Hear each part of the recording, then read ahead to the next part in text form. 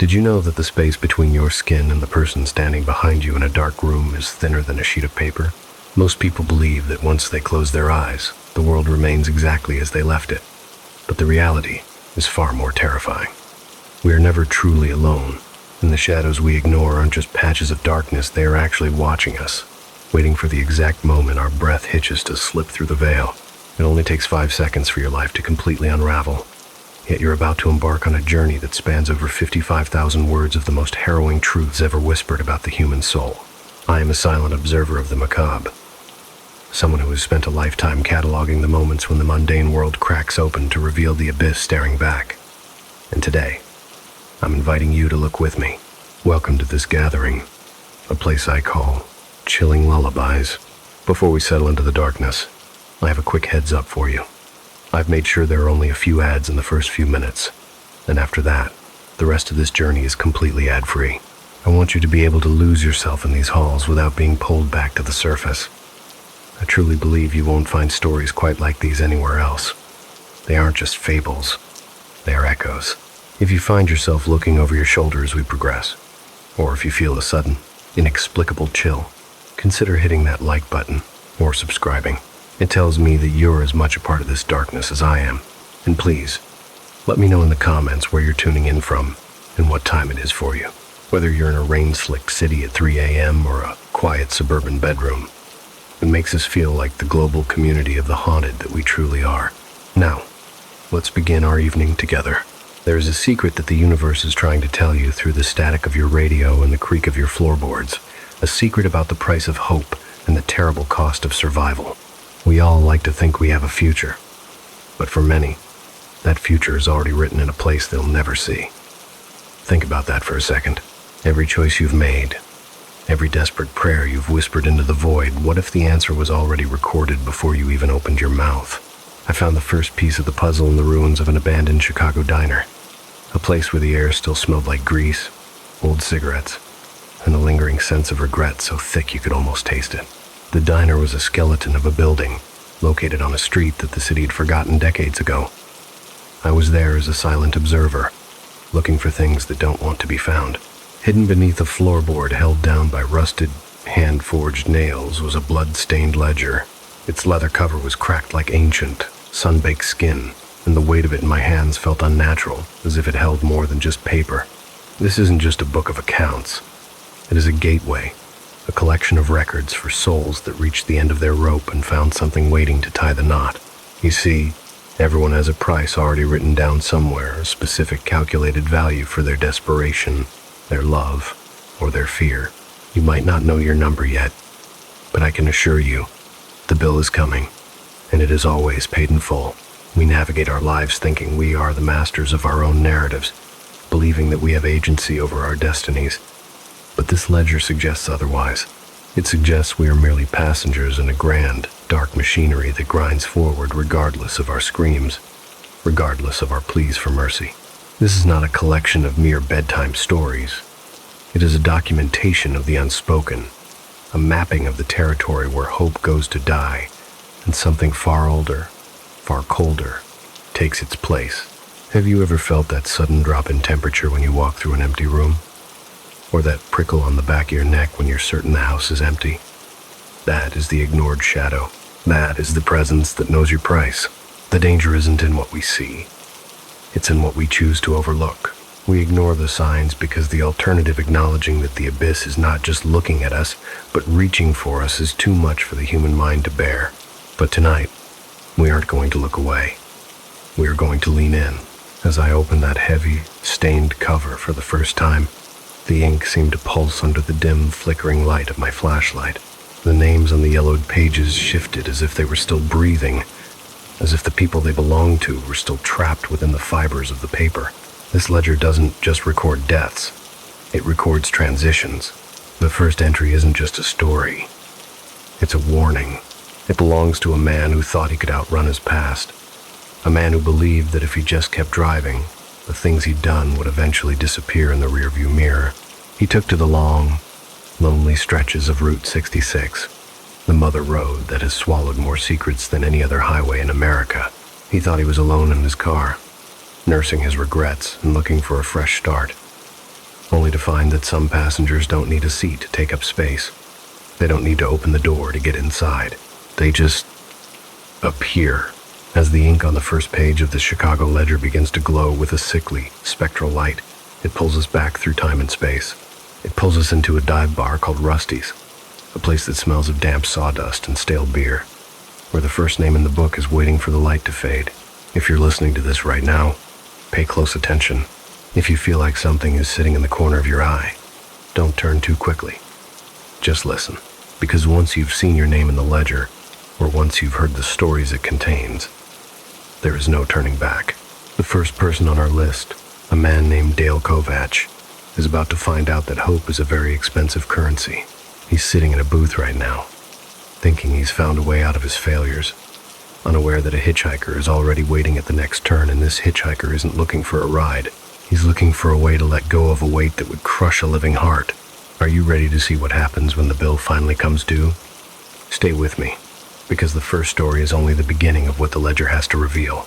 The silence in the room right now. It isn't empty. It's crowded with everything you've ever tried to forget. Let's step into Rusty's together and see what Dale is willing to pay for a second chance. Imagine a man who's lost everything. His job, his reputation, the respect of the woman he loved. Dale Kovach isn't just broke. He's hollow. He's the kind of man who looks at a flickering neon sign and sees a mirror of his own soul. He's spent the last few years chasing ghost stories and UFO sightings for a tabloid that pays him in pennies, desperately trying to find one real thing in a world that has discarded him. He thinks he's found it in a story about a cursed stretch of Route 66. But Dale is about to learn that when you go looking for the truth in the dark, the truth usually finds you first. He's sitting on a vinyl stool held together by duct tape, staring at the bottom of a Budweiser, listening to an old man tell a story that sounds like a campfire legend. But this isn't a legend. This is an invitation. The old man speaks of aneurysms and wide-eyed corpses found behind the wheel, of a figure in the back seat that shouldn't be there. Dale should walk away. He should finish his beer, go back to his studio apartment, and write his fluff piece about Bigfoot. But Dale is hungry. He's starving for relevance. And that hunger is exactly what the ledger thrives on. As we transition from this threshold into the heart of Dale's journey, I want you to ask yourself, what would you be willing to do to get your life back? How many miles would you drive into the darkness before you realized you weren't the one steering anymore? The answer is waiting just a few miles past Funk's Grove. Don't blink. The road is long, the night is deep, and the passenger is already buckled in. Let's see how much a story is truly worth when the ink is made of blood. Before we move on, take a look around your own room. Is that shadow in the corner exactly where it was 10 minutes ago? Just a thought. Now, let's follow Dale onto the highway and see who's waiting for him in the back seat of his 1987 Cutlass Supreme. The journey into the abyss begins now. The passenger of broken mayhem. Dale Kovach thought a story could save his soul, but some stories have their own appetite. He was a man who lived in the hollowed-out remains of a career that had once promised greatness, back when the Chicago Tribune still had his byline on the front page.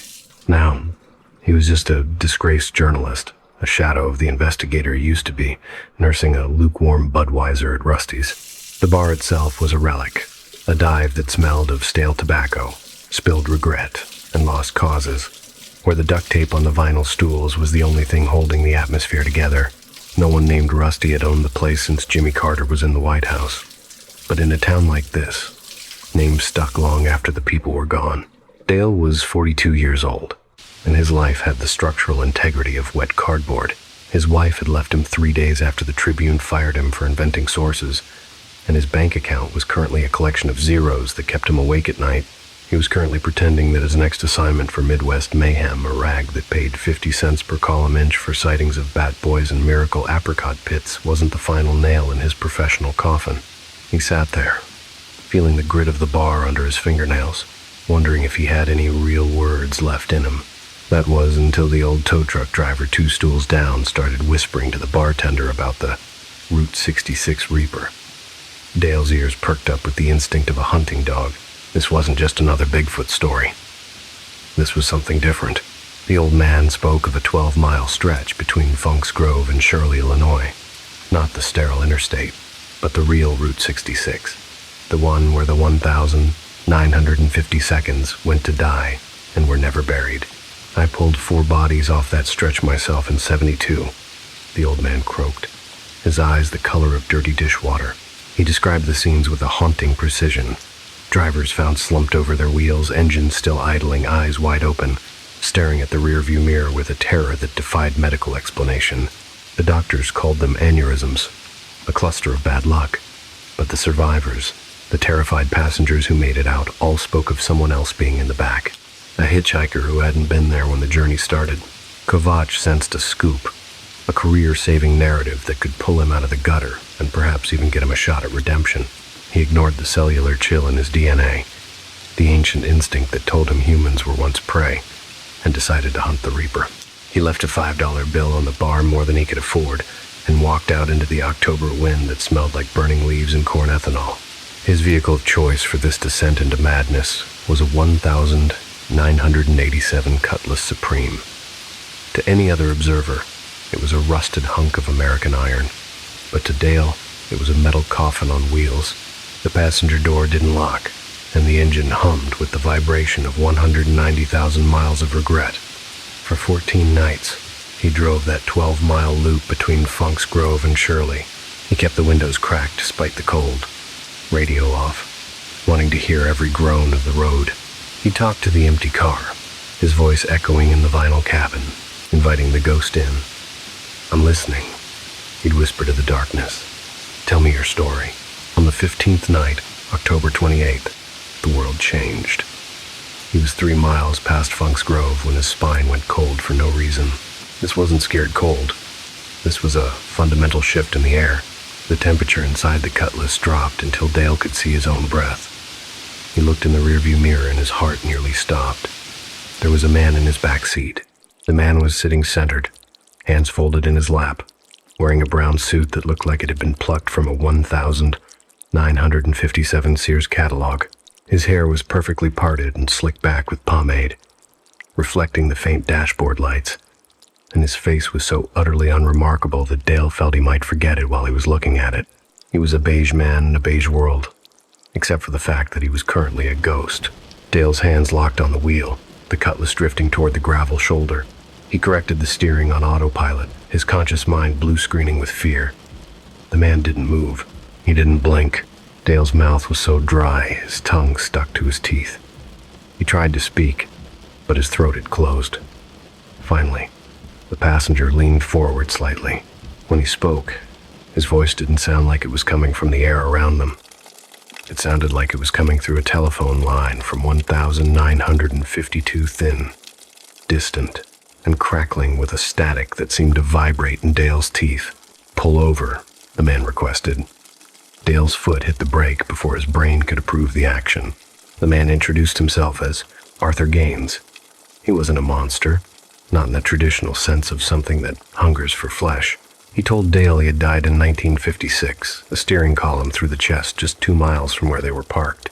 He spoke about his childhood in Springfield, his girlfriend Brenda Simmons, who married a pharmacist, and his seafoam green 1,954 Chevy Bel Air.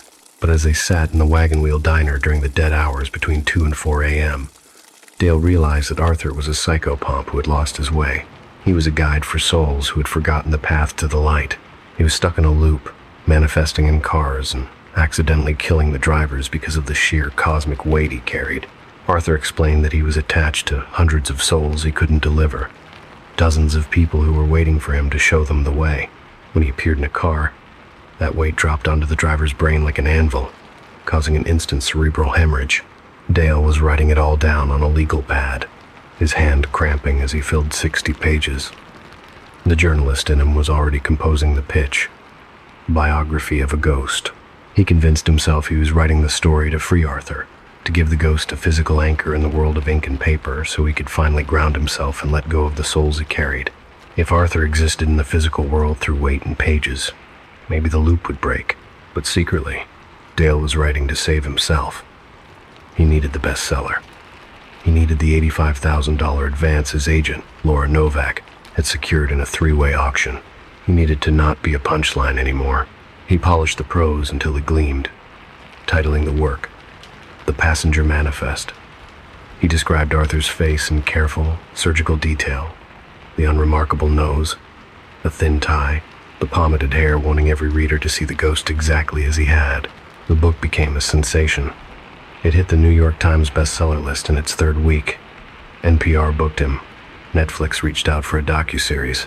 Dale moved into a 2-bedroom apartment with hardwood floors and windows that didn't face a dumpster. He paid off his debts and sent money to his ex-wife. He felt vindicated. He went back to the Wagon Wheel Diner a year later, sitting in the same booth, waiting to feel a sense of closure. He felt nothing. Arthur was gone. The deaths on Route 66 had stopped. He had done the right thing, hadn't he? The horror didn't start until the following March. A report came from Portland, Oregon. A woman found dead at a red light, eyes wide, massive hemorrhage. In her glove compartment was a copy of The Passenger Manifest, then Denver, then Atlanta, then a cluster of 3 in Chicago over one weekend. Dale started keeping a file of news clippings, his hands shaking as the pattern became impossible to ignore. Every victim had been reading his book. Every survivor described the same figure. Brown suit, pomaded hair, unremarkable face. The exact description Dale had written so carefully. Kovacs realized his terrible, ego-driven mistake. Arthur hadn't been looking for freedom. He had been looking for a doorway. By describing Arthur's face so perfectly, by making him real in the minds of hundreds of thousands of readers, Dale had franchised the Reaper. Arthur was no longer trapped on a 12-mile stretch of road in Illinois. He could manifest anywhere the book was read. Every copy sold was an invitation. Every reader who formed a mental image of Arthur's face created a portal for him to step through. Dale sat in his darkened apartment in Chicago, drinking whiskey straight from the bottle, staring at the Barnes & Noble window display across the street. His own author photo, smiling and confident, looked out from beside a pyramid of his books. The tagline read, "The ghost story that will change how you drive forever." He understood now that he hadn't saved a soul. He had expanded a hunting ground. One night in August, he took the L train home. He saw a young woman 4 seats down, headphones in, reading his book. She was about a quarter of the way through. Dale watched her, his mouth dry, wanting to scream at her to throw it away, to burn it, to stop picturing the man in the brown suit. But he said nothing. He got off at the next stop and threw up in an alley. He thought about writing a retraction, but that would only keep Arthur's image in the public consciousness longer. There was no solution. He had given the murderer the whole world. As he sat on his couch that final night, the temperature in his living room began to drop. Frost began to form on the inside of his windows. He didn't need to turn around to know who was standing in the hallway. A familiar voice, crackling with the static of a 1,952 telephone line, whispered, "You kept your promise, Dale. You wrote my story. You made me real." Arthur Gaines stood there, looking stronger than ever, his voice vibrating with the mass of the souls he had claimed through Dale's words. He smiled, and it was a wrong, symmetrical smile learned from photographs. "I can go anywhere now," Arthur said conversationally. "Tokyo, London, Sao Paulo. Every reader is a door." "You were perfect, Dale. A disgraced journalist, desperate enough to believe, skilled enough to make it beautiful. I've been waiting 60 years for someone like you." Arthur leaned down, his face inches from Dale's. He smelled like wet earth and standing water. "I should kill you," Arthur said, "but I think it's better if you live. Better if you watch the numbers grow. Better if you spend the rest of your life knowing exactly what you've done." And then he was gone. The room returned to its normal temperature, but Dale's phone buzzed with another Google alert. Another death in Sacramento. The victim had been listening to the audiobook. Dale realized that storytelling is a doorway, not a cage. And once you invite the shadows in to help you write your masterpiece, they never truly leave. They just wait for you to sign the contract. If this story makes you think twice about what books you keep in your car or who might be sitting in your back seat tonight, maybe you should hit that like button to keep the shadows at bay. Have you ever felt a presence in your car that you couldn't explain? Or a chill that felt like a weight on your mind? Tell me your experience in the comments. We're building a community here for those who understand that some stories are more than just words. Make sure to subscribe and hit the notification bell, because The Passenger is only the first entry in the ledger we're uncovering tonight. As Dale Kovach stares at his phone, waiting for the next alert, we turn the yellowed pages of our ledger to 1933 New York. There, a man named Eddie is about to learn that some debts are recorded in bone, and the machine of the city doesn't care if you're ready to pay. You won't want to miss the gruesome bookkeeping of the Mulberry Street incinerator. Let's see what happens when the ink runs red. Stay tuned. The darkness is only getting deeper. The bookkeeper of blood. Blood debts are never paid in cash. They are paid in bone and memory. A reality Eddie Corian learned when the Great Depression turned the streets of New York into a hunting ground for the desperate. In 1933, the snow didn't fall like a winter blessing. It came down like ash over the garment district, coating the misery of thousands in a gray, indifferent shroud. Eddie had been good once, not honest. He had never quite mastered that, but good at his craft. He knew how to move through a crowd like a ghost, how to time his breathing to the rhythm of the sidewalk. But after 36 hours without a scrap of food, his hands were beginning to shake inside his threadbare coat. He stood in the lee of a doorway on 7th Avenue, watching the surge of the afternoon crowd. Shopgirls clutching pay envelopes that would barely cover rent. Salesmen with cases full of samples no one could afford, and women in furs they had bought before the world folded in on itself like a building coming down.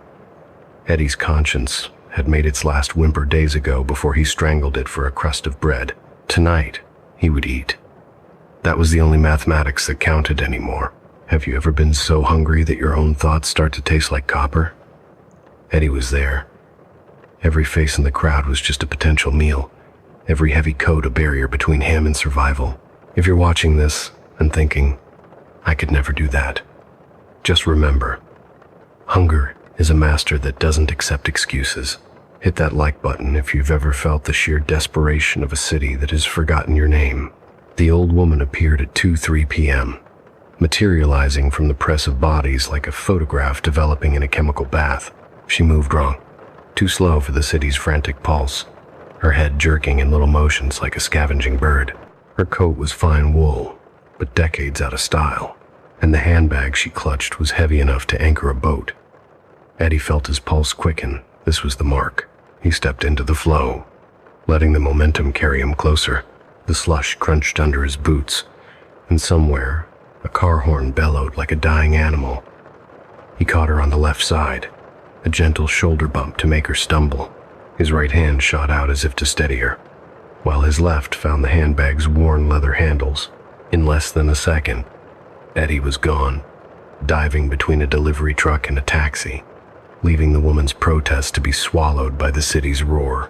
He didn't stop running until he reached an abandoned tenement behind a shuttered delicatessen. He took the metal fire escape stairs 2 at a time, his breath coming in white clouds that tasted of iron.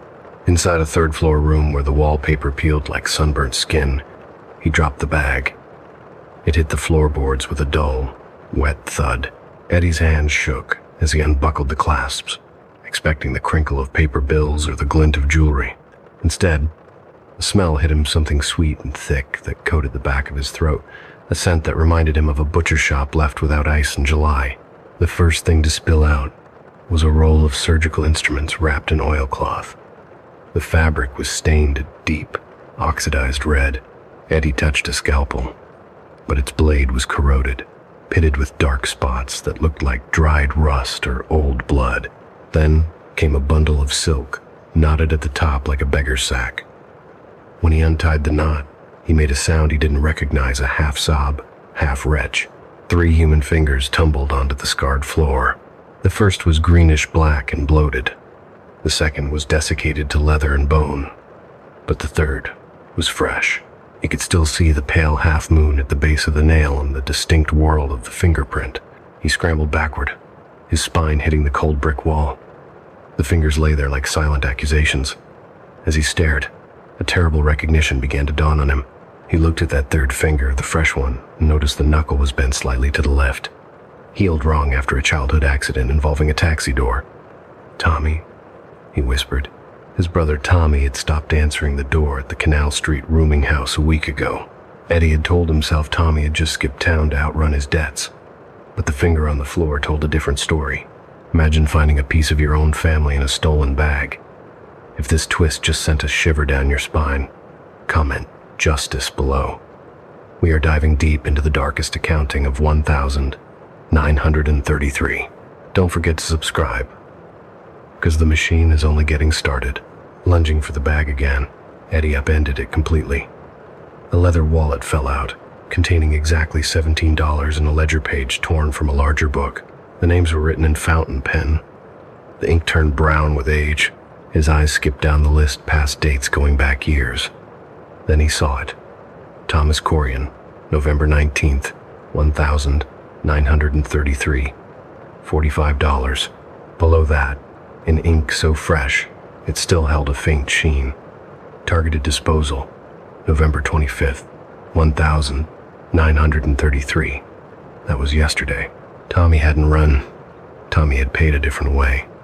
And then, 3 lines from the bottom, the world narrowed to a single point of absolute terror. Edward Corian, December 1st, 1933. Leuchemayen. He had 5 days left. Eddie understood the ledger with a clarity that only comes to the doomed. The old woman wasn't a killer. She was the midwife of the syndicate, the bookkeeper of blood who made the evidence of the mob's violence vanish into ash. He looked at the card at the bottom of the bag. An address on Mulberry Street, a basement entrance with instructions to ring twice after dark. He had stolen the accounts of the machine that was about to grind him into extinction. He didn't run. He knew from growing up in the Bowery that the syndicate had eyes that never blinked. You could hide in the Hudson, and they'd find you. You could go to the police, and they'd hand you over for a kickback from the Tammany Hall puppets. The only way out was through the furnace. Eddie gathered the fingers back into the silk, took the surgical tools, and walked south toward Mulberry Street, toward the place where sins were burned away. The streets of Little Italy were narrow and smelled of garlic and coal smoke. He found the black door 3 steps below street level. He pressed the button twice. The door opened immediately. The old woman stood there, backlit by the orange glare of a massive furnace that squatted against the far wall like a hungry god. Up close, her eyes weren't glazed at all. They were sharp and colorless as January ice. She looked at the bag, then at Eddie's gaunt face, and offered a thin smile that held no warmth. She gestured him inside, the bolt sliding home behind him with the finality of a coffin lid. "You killed my brother," Eddie said, his voice cracking. The old woman didn't look up from a table where she was arranging bone saws and forceps on a white cloth. "I kill no one," she whispered, her voice like winter wind through dead leaves. "I am merely the custodian. I clean up after the storm." Eddie's hand found the stolen scalpel through the leather of the bag. He imagined driving it into her throat, but the roar of the furnace reminded him of the inevitable. Killing the bookkeeper wouldn't erase the debt in the master ledger. She picked up the silk bundle Eddie had returned. She weighed it in her palm and looked at him. "He asked about you at the end," she said. "Wanted me to tell you he was sorry.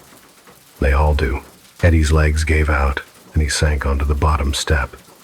In that moment, he understood the syndicate was a machine that had fed on his father's generation and would have fed on his children. The ledger went back forever.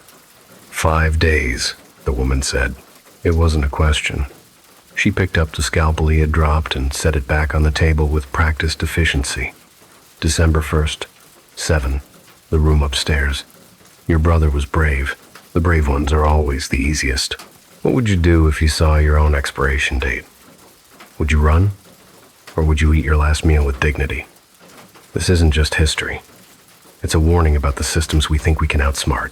He walked out into the November cold, the snow falling heavier now, muffling the city's cacophony. He spent his final days in a fever dream. He went to a speakeasy and drank away his last $3 until the edges of the world softened. He walked to the rooming house on Canal Street and stared at Tommy's unmade bed. The sheets still tangled as if he were just out for a glass of water. He tried to run once, making it as far as the ticket windows at Grand Central. But then he saw Sal Benedetto, one of the syndicate's watchers, standing by the gates. Sal didn't even look at him, but his presence was the message. "We know you're here. We're just waiting for the clock to strike." On his final morning, November 30th, Eddie woke before dawn. He walked to Battery Park and watched the sun turn the harbor water from black to silver. His stomach growled. Having not eaten in 2 days, He had saved his last nickel for a specific purpose. He found an old Italian pushcart vendor near the ferry terminal and laid the coin down. He watched the man steam the bun and grill the sausage with a precision that mirrored the old woman's work in the basement. He took the hot dog, the mustard bright yellow against the charred meat, and bit down. For those 2 minutes, Eddie Corian was the most alive person in New York City. He tasted every grain of salt, every seed in the mustard, the warmth of the steam. He felt the blood moving through his veins, the air in his lungs. He was alive, and the world was beautiful and indifferent. Then he swallowed the last bite, and the morning went cold. He thought of Ruth and the baby he'd never see, of his mother's arthritic hands, and of the machine that ground everyone down eventually. At 6:30 p.m., Eddie stood outside the Mulberry Street basement. He took the ledger page from his pocket, looked at his name one last time, and tore it into confetti, letting the wind scatter the pieces into the falling snow. It didn't change the debt, but it felt like a final act of agency. He descended the steps and pushed the door open. The old woman was waiting, wearing a clean apron. She gestured toward a door set into the wall behind the furnace. "Upstairs," she whispered. Eddie didn't respond. He turned the knob and started up the stairs. In the windowless room at the top, 3 men waited in the shadows. Tools were laid out on a metal table. One pointed to a chair. Eddie sat down, his hands steady now, his heart calm. This was the inevitable conclusion of a life lived in the gears of the city. He would face it the way Tommy had. He closed his eyes as the man with the knife stepped forward. In the basement below, the old woman added a new entry to her book. The name, the date, the amount. She wrapped a small silk bundle and set it with the others, waiting for Tuesday when she would balance the books once more. Outside, the snow continued to fall, erasing his footprints, making the city clean and white and new. The machine never stops grinding. And as Eddie's story fades into the furnace, 1,000,000 hearts in Times Square are preparing to beat for a new year. But for some, the count has already begun. You see, the machine has many faces, and some of them don't appear until the ball is about to drop. If you think the syndicate is cold, wait until you meet the thing that counts the seconds of your life. The harvest is coming, and it requires exactly 7 souls. Did you know that while you're making resolutions, someone else is making a tally? We are moving from the soot of 1,933 to the neon of a modern New Year's Eve. But the bookkeeping remains the same. If you've ever felt that midnight felt like an ending rather than a beginning, you're not alone. Share this video with someone who loves a dark mystery. And stay tuned, because Susan is about to take a photograph in Times Square that will change her life, and she won't even realize the ghost she's hunting is standing right next to her. The harvest has begun. Stay with us. The night is just beginning to bleed. The Times Square harvest. Listen closely. There is a sound that comes only once each year in one place on Earth, and it is the sound of 1,000,000 hearts preparing to stop and start again.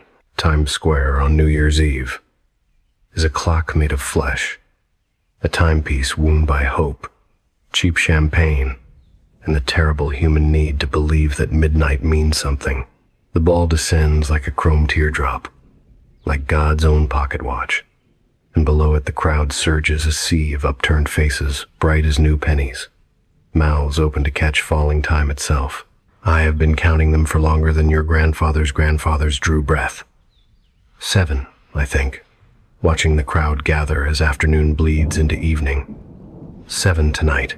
7 hearts will stop between the first stroke of midnight and the last echo of Auld Lang Syne. Not from trampling or heart attacks or the mundane failures of mortal machinery. No, these are mine. These are chosen. These are the harvests that must be reaped when the year turns over and the world pretends to begin again.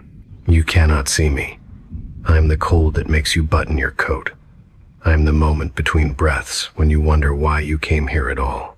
I am older than champagne, older than clocks, old as the first human who looked at winter and understood that some things end.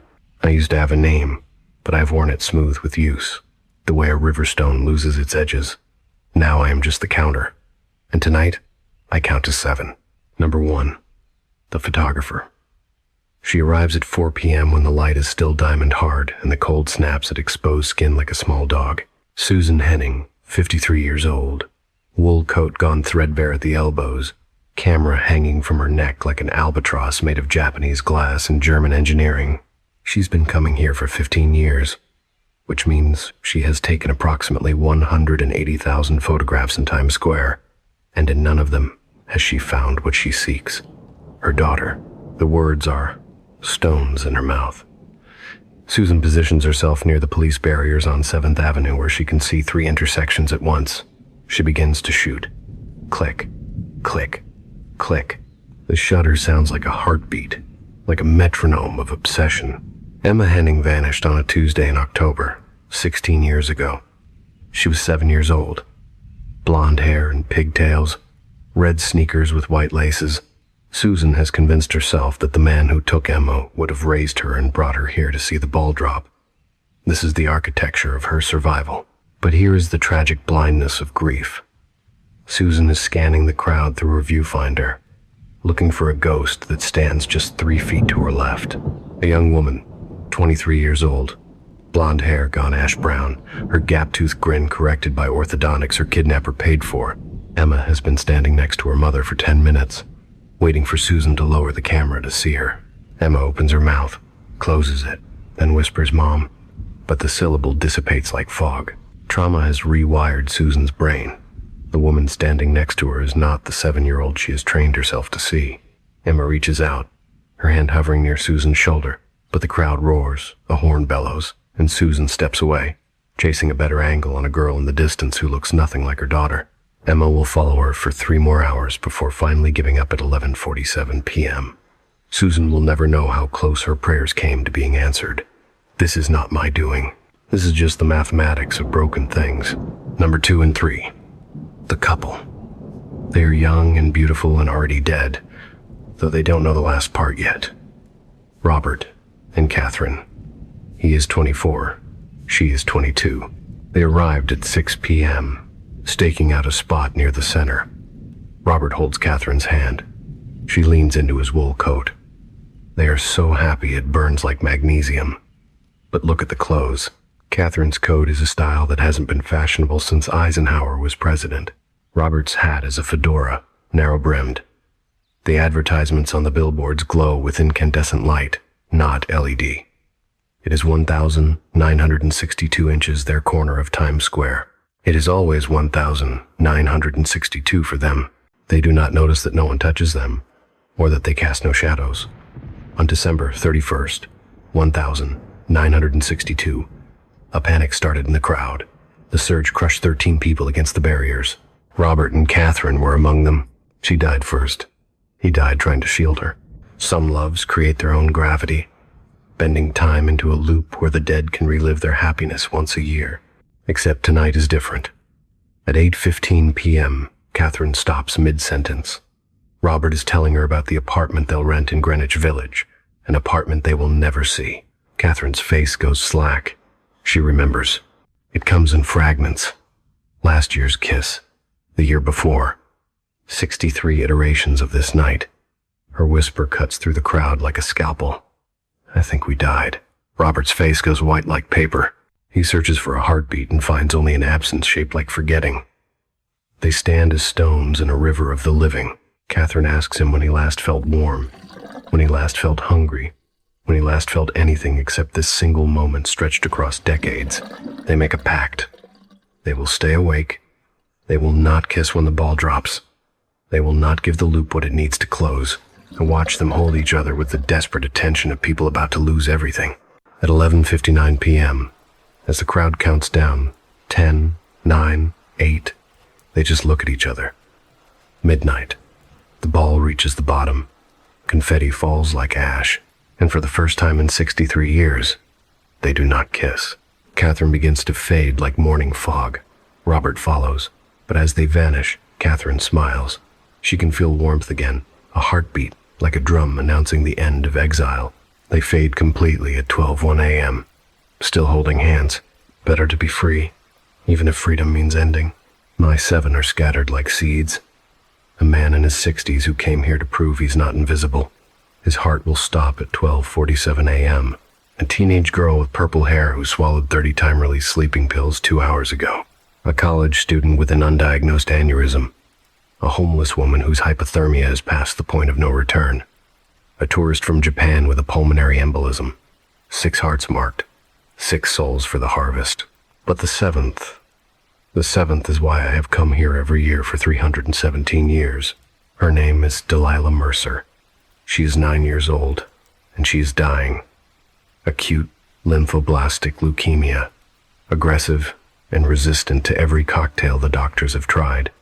She has maybe 4 weeks left. Delilah doesn't know. She thinks this Make-A-Wish trip is a celebration of remission. She stands near the front in a pink coat, vibrating with excitement. Her mother, Rachel Mercer, knows. The knowledge sits in her chest like a stone.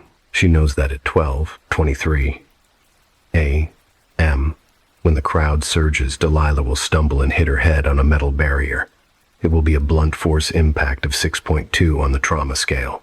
A mercy, perhaps, compared to weeks of pain. But Rachel doesn't know that yet. Rachel senses something. Mothers always do. She glances around, her eyes locking onto the space I occupy. And then, something impossible happens. Recognition blooms across her face like a bruise. She can see me. In 317 years, no one has ever seen me. I am the absence of warmth, but I have no face, no shadow. Yet Rachel pushes through the crowd, dragging a confused Delilah toward me. She stops 3 feet away. No, she says, just that, a wall. A refusal of the unacceptable. I open my mouth, and the sound is like wind through a graveyard. I must. Like hell you must, she cries, tears freezing on her cheeks. She's 9. She hasn't lived yet. I should go. I am the counter, not the intervener. But the loneliness of 317 years has been accumulating like snow, and I am buried in it. I have been waiting for someone to see me. I tell her the terms not by choice, but because the protocol demands it. She can become the new counter. She will choose who dies each New Year's Eve. 7 souls. No more, no less. She will walk the crowd invisible and alone forever, or until someone else challenges her. In exchange, Delilah lives. The leukemia vanishes like smoke. Delilah gets to grow up, fall in love, grow old, but Rachel becomes absence. She loses her name, her face, her very self. Rachel looks at Delilah with the intensity of someone memorizing a painting before a museum closes forever. She kisses her daughter's forehead and whispers, "I love you." Live. Then she reaches into the space where I exist and says, "Yes." The transfer is violence. Sound hits me first, a physical assault of music and voices. 3 centuries of silence shatter. Touch follows the weight of fabric, the knives of December air against screaming nerve endings. And then, the worst part. The heartbeat. Thump, thump, thump. A fragile meat pump stuttering in my chest. I am in the body of Silas Cormier, a man who is driving to New York to surprise his family. The real Silas dissolves, his identity scattered like smoke, and I am left wearing his life like a stolen coat. Rachel Mercer is gone. She stands where I stood, translucent, her face smoothing out into the generic mask of death. Delilah screams a sound that cuts like a blade. "Mom! Mom!" She lurches toward the fading figure, but I catch her with these new, substantial hands. Rachel's ghost face turns one last time. Live. Her mouth moves soundlessly. Then, she is gone. The new counter is in place, and I am holding a sobbing 9-year-old who just watched her mother turn into smoke. A police officer approaches, asking if we're okay. I lie with the smooth ease of someone who's watched humans live for 300 years. I tell him her mother was separated in the crowd, that her father is waiting at the hotel. As I lead Delilah away, the countdown begins. 10, 9, 8. Somewhere in the crowd, Rachel Mercer takes her first soul. She doesn't know yet that it gets easier, that the pain dulls to a distant ache until you stop remembering what it felt like to be warm. 1. Midnight strikes. The ball drops. The crowd erupts in a desperate hope that this year will be different. I close my eyes and feel the warmth of breath in my lungs. I am alive. I am responsible for the messy business of being mortal. I flag a cab and tell the driver the Roosevelt Hotel, 3 blocks away. The cab stops. Through the window, I see her. Rachel. She's watching a young woman in a red coat. One of the marks. Delilah sees her too. She presses her hand against the glass and whispers, "Mommy says not to be afraid." She says she's gonna count now. I touch Delilah's wrist. Her hand is cold. Not winter cold, but the cold of the counter. The bargain left a thread. Delilah will always feel the cold when her mother is working. She will hear the numbers in her head every New Year's Eve for the rest of her life. Silas Cormier's body has a stomach, and it clenches with nausea at the cost of this sacrifice. At the hotel, I sit on the edge of the bed until Delilah's breathing evens out into sleep. I think about the thousands of hands I've watched go cold, but this one stays warm. Rachel gave up everything so Delilah could have a life, and I will lie to every social worker and bureaucrat to keep this child safe. I will become Silas Cormier. I will raise her, and maybe years from now, I'll bring her back here and tell her to look for the cold spot in the crowd, the place where her mother stands, invisible and eternal, counting souls so the world can keep turning. The sun rises, painting the room in honey and brass. Delilah wakes and asks for pancakes, surviving the unsurvivable through sheer stubborn appetite. I tell her my name is Silas. It feels right, a name worn smooth by time. She asks if her mother is a ghost, and I tell her she's still watching over her. It's a vague comfort, but Delilah is 9 and she just watched her reality rewrite itself. She accepts the pancakes. We start the process of building a life from the wreckage of a bargain. Tomorrow we deal with documentation and background checks. But tonight I stand watch, making sure the warmth wins. Rachel Mercer is taking her first steps into forever, learning that some cages are built from love, and those are the ones you can never escape. As the morning light stretches across the city, I realize that I am no longer a counter of souls, but a keeper of one. If you're listening to this and you've ever felt like someone was looking out for you from a place beyond your understanding, hit that like button. We are all connected by the sacrifices we don't even know were made for us. Leave a comment below with the word warmth if you want to support this journey into the unknown. And please, subscribe. There are still names in the ledger that haven't been read. And the next one takes us to a place where time doesn't just pass, it shatters. We're going to a ward in a crumbling asylum where a man named Jonah is waking up to a name he shouldn't know. You won't want to miss what happens when the architecture of guilt begins to shift. Have you ever walked down a hallway and felt like the walls were closing in? Or noticed a door that wasn't there yesterday? The asylum is waiting, and Dr. Calicott is already on his rounds. Stay tuned, because some prisons are built to last forever. The architecture of fractured guilt. Some prisons aren't made of iron bars or concrete walls. They're constructed from the very fabric of time and the shifting architecture of a guilty mind. Imagine waking up in a place where the air smells of carbolic acid and something rotting in the summer heat, with no memory of how you arrived or who you are. This is where Jonah finds himself. He is lying on a wooden bench in a corridor that seems to exist in 2 worlds at once. To his left, the walls are a jaundice cream, paint peeling in long strips to reveal the skeletal brick beneath the remains of an institution abandoned for decades. But as he walks, the world flickers. For a fleeting second, the hallway becomes pristine. The tiles are white and polished. The lights hum with artificial life, and the air is sterile.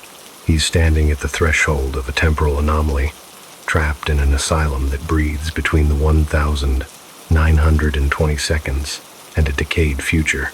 As Jonah stands, his legs feel borrowed, stiff and heavy, as if they haven't been walked on in years. The tiles beneath his feet are a checkerboard of black and white, but every few steps, the floor disintegrates into rubble, forcing him to leap across gaps that lead into a bottomless gray void. On his left forearm, just below the crook of his elbow, is a tattoo rendered in blue-black ink. Eliza. The name means nothing to him, yet it carries a weight that makes his heart hammer against his ribs. It is the only anchor he has in this shifting nightmare. As he moves deeper into the building, the silence is broken by a chorus of whispers that seem to emanate from the walls themselves. Harold, they hiss. The doctor walks. Harold is here again. Jonah grips a letter opener he found on a dusty desk, his knuckles white. He isn't Harold. He is Jonah, the Seeker, the man who has come to save Eliza from the monster who fragmented her soul. He passes door 111. When he looks inside, he sees an empty, rusted bed frame, but when he blinks, the world shifts. Suddenly, the room is a brightly lit operating theater. Rows of men in dark suits sit in tiered seating, watching with clinical indifference as a woman is strapped to a table, her head immobilized in a metal frame. Standing over her is a man with round spectacles. Jonah slams the door, his breathing ragged. Time isn't just passing here, it's shattering. He sees orderlies in white uniforms who don't see him, carrying trays of needles into rooms where the mad perform their private torments. A woman rocking in a chair stops and whispers his name. A man facing a corner warns that the doctor never stops walking. The building is breathing, posing, and leaking the past into the present like water through a broken ceiling. But as he reaches the third floor, the pristine reality takes over. He enters a grand office marked Chief Medical Officer. The room is untouched by time, smelling of leather-bound books and expensive tobacco. Behind the desk stands a man with round spectacles and a clinical, detached smile. He looks exactly like the portraits Jonah saw in the hall's Dr. Harold Callicott. Jonah raises the letter opener, ready to strike, ready to avenge the woman whose name is etched into his skin. "You always make it this far," the doctor says, his voice cultured and mocking. "Every single loop. You come here with that same righteous fury. But tell me, Jonah, if you kill me, who will remember what happened to Eliza?" The surprise twist hits like a physical blow. Dr. Callicott gestures to a mirror on the wall. "Look at the jawline, Jonah. Look at the scar on the temple. You aren't hunting a monster. You are the monster." As Jonah stares into the glass, the two faces begin to blur and merge. The aristocratic, cold features of the doctor align perfectly with his own young, terrified face. Jonah is Dr. Harold Callicott. He was a pioneer in temporal mechanics who used the patients of this asylum as data points, fragmenting their consciousness across multiple time frames to see if identity could survive the trauma. He shattered Eliza. He made her exist in every moment of her life, simultaneously. Her birth, her treatment, her death, all happening at once, forever. He sees the memories now, flooding back like a burst dam. He remembers the electrodes, the hum of the machine, the resistance of the flesh as he inserted his instruments. He remembers the whimper Eliza made, not a scream, but the sound of a spirit being unmade. When Callicott finally understood the horror of his work, he didn't have the courage to die. He was too much of a coward to simply end it. Instead, he turned the machine on himself. He created this temporal pocket, a prison outside of normal time, and programmed a loop where he could be Jonah, the innocent hero, forever hunting his own guilty self. He chose the mercy of ignorance over the burden of memory. The projection of Callicott offers him a final choice, the same one he has faced 473 times before. Kill me, Jonah. Drive that blade into my throat. Reset the loop. Go back to being the hero who knows nothing. It's comfortable, isn't it? Never having to face the screams. You can wake up on that bench again, feeling noble, feeling purposeful. You can stay in the lie. Jonah looks at the Eliza tattoo. The letters begin to shift, rearranging themselves until they spell out a truth he can no longer outrun. Guilty. He realizes that his heroism is just the ultimate act of cowardice, a way to hide from the thousands of lives he fractured for the sake of data. Jonah drops the letter opener. The metal clatters on the floorboards, a sound that echoes through every version of the building, through every year the asylum has ever existed. "I remember," he whispers. "I am Harold Callicott." The pristine office shudders and cracks. The mahogany desk rots into splinters. The books turn to dust. The manicured garden outside the window withers into a gray, empty void. The projection fades, and Callicott is left standing in the ruins. But he is no longer alone. Now that the loop of ignorance is broken, he can see them all. Thousands of victims, including Eliza, occupy the corners of his vision. They are always there, trapped in the loops he designed for them. Some are children from 1915. Others are patients from 1972, and they all exist simultaneously. They don't hate him. They took that from them too. They simply watch. They witness. and now he must hear their whispers without the shield of amnesia.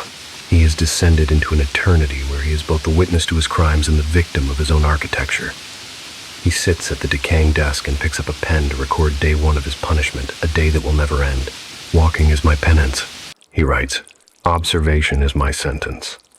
He realizes that the loop was his escape, and the truth is his cage. Does the idea of being trapped in your own mind frighten you?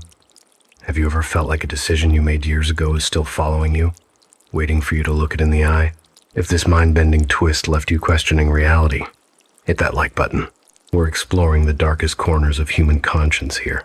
Tell us in the comments, if you could forget your greatest mistake, would you? Or is the burden of memory what makes us human? We are building a community of those who dare to look at the abyss.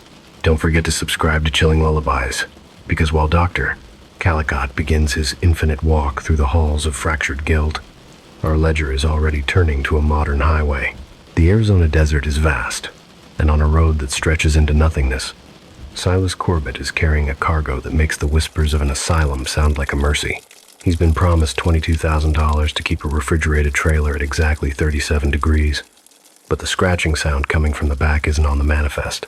If you think a temporal prison is terrifying, wait until you realize that sometimes the monster hiring you is a man you once trusted to protect your family. Silas is about to learn that moral cowardice has a price, and the bill is coming due in a truck stop parking lot. Stay with us. The Peterbilt's silent cargo is about to be revealed. Don't look away, because the road ahead is full of decoys, and the truth is colder than a desert night. Stay tuned. The Peterbilt's silent cargo. Truth is a luxury for those who don't have a mortgage to pay or a hollow ache in their chest where a sister used to be.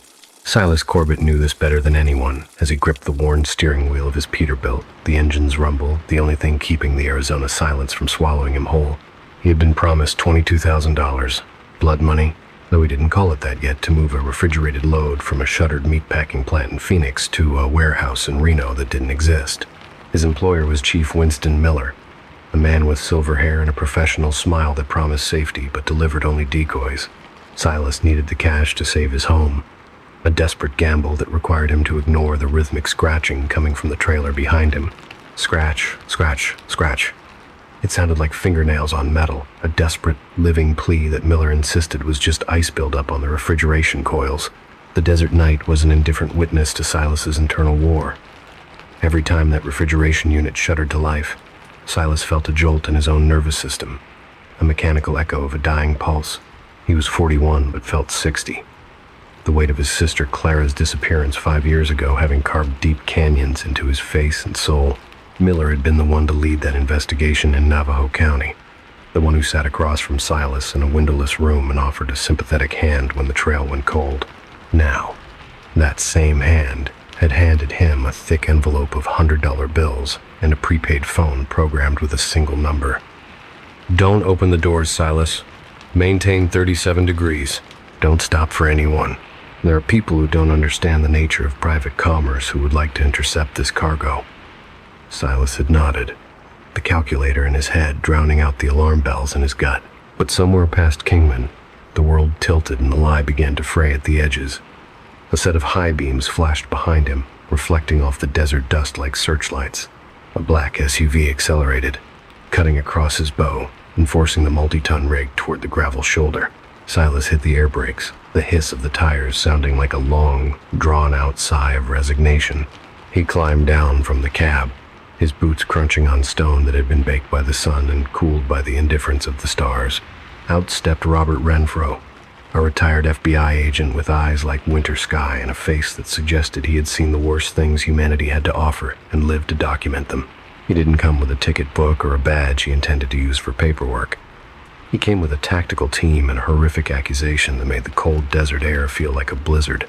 You're working for a monster. Silas, Winston Miller isn't a hero. He's a trafficker. He uses his position to identify vulnerable women, stages their disappearances to look like accidents, and moves them through a network of refrigerated trucks to evade thermal imaging. And we believe your sister Clara was one of his first products. The air in the desert turned brittle, tasting of copper and diesel. Silas watched, paralyzed by a mixture of terror and hope, as Renfro's men used heavy-duty bolt cutters to snap the seals on the trailer. Silas's heart hammered against his ribs. This was it. The moment of absolute reckoning. The moment he would finally see the horror he had been paid to ignore. He expected to see Clara. He expected to see dozens of terrified faces staring back at him from the dark. The door swung wide. The interior light flickered on and revealed nothing. The trailer was a vast, white cavern of absolute, mocking emptiness. No pharmaceutical materials, no kidnapped women, no pallets of meat. Only a small, black shoebox-sized transmitter was mounted to the front wall. Its LED blinking a steady, rhythmic green that pulsed like a taunt. "It's a decoy," Renfro whispered, his voice cracking as the realization hit him too late. He knew we were coming. Before another word could be spoken, the darkness behind the diner erupted in violence. Winston Miller appeared, not as the sympathetic police chief, but as a predator who had finally cornered his prey. Shots rang out, methodical and precise. Silas dove behind the wheel as Renfro's team went down in sprays of red that looked black under the sodium parking lot lights. Miller didn't look like a common criminal. He looked like a man performing a necessary civic duty, his charcoal gray suit still perfectly pressed even as he squeezed the trigger. "I'm sorry you had to see this, Silas," Miller said minutes later, stepping into the light with his hunting rifle held low. He walked among the bodies with the casual stride of a man checking his mail. He spun a narrative right there on the pavement, a masterpiece of gaslighting. He convinced Silas that this was a sting operation gone wrong, that Renfro was a delusional vigilante who had harassed legitimate businesses for years. He made the transmitter sound like a tool of justice, and the scratching sound Silas had heard like a figment of his own, exhausted, grieving imagination. "You're a good man, Silas. Hardworking. You don't want to be involved in a federal investigation that would last a decade. Take the rest of the money, go home to Amarillo. Let it go, Silas. Like you let Clara go."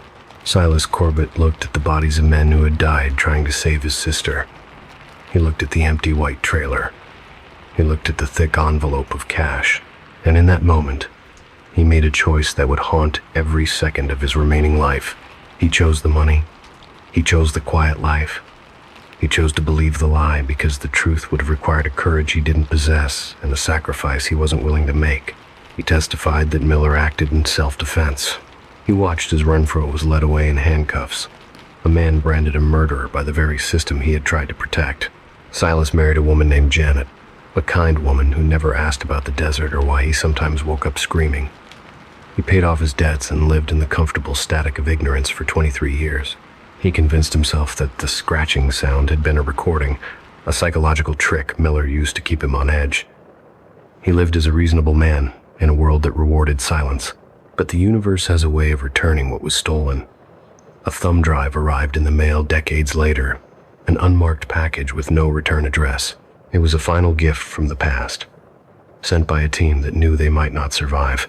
When Silas finally plugged it in, late on a Tuesday night while Janet slept in the next room, he saw the surveillance footage that shattered his carefully constructed peace. There was Clara, standing by her broken-down Honda Civic at a lonely rest stop, and there was a Navajo County patrol car pulling up. He watched Winston Miller get out, offer a professional smile, and then catch Clara as she fell from a hidden sedative. The video ended with Miller carrying her to the patrol car with the practiced efficiency of a man who had done it 37 times before. The moral cowardice that had sustained Silas for 2 decades peaked in that cold, blue laptop light. He had the proof. He had the names of the other women. He had the power to vindicate Renfro, who had died in a prison scuffle years ago.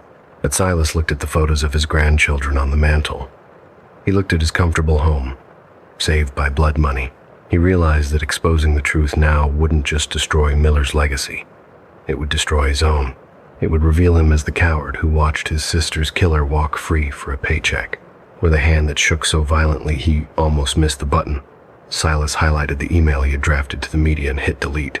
He took the thumb drive to the garage, placed it in a lockbox, and buried it under a pile of old tools he vowed never to touch again. He chose silence one last time. Now, Silas sits in his house on the Texas plains, a man who has successfully protected his comfort at the ultimate cost of his soul. The wind moves through the siding in a way that sounds exactly like fingernails on metal. Scratch, scratch, scratch. He listens to it every night, wondering how many other Peterbilts are out there right now, crossing the desert with silent cargo that no one is brave enough to find. He realized that the real monsters aren't the ones hiding in the dark. They are the ones who pay you enough to look the other way.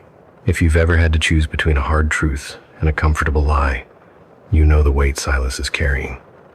If this story of moral compromise hit home, hit that like button to keep the shadows at bay. What would you do in Silas's shoes? Would you trade your peace for justice? Or is the price of truth sometimes too high to pay? Share your thoughts in the comments. This is a community for those who know that the most terrifying things are the ones we carry inside us. Make sure you're subscribed to Chilling Lullabies, because our ledger of fractured souls isn't finished yet. We've seen the soot of the city, the whispers of the asylum, and the silence of the desert. But what happens when the horror isn't miles away on a highway, but right next door? We're heading to Acacia Drive, where David Fletcher is about to learn that reasonable people make the best victims.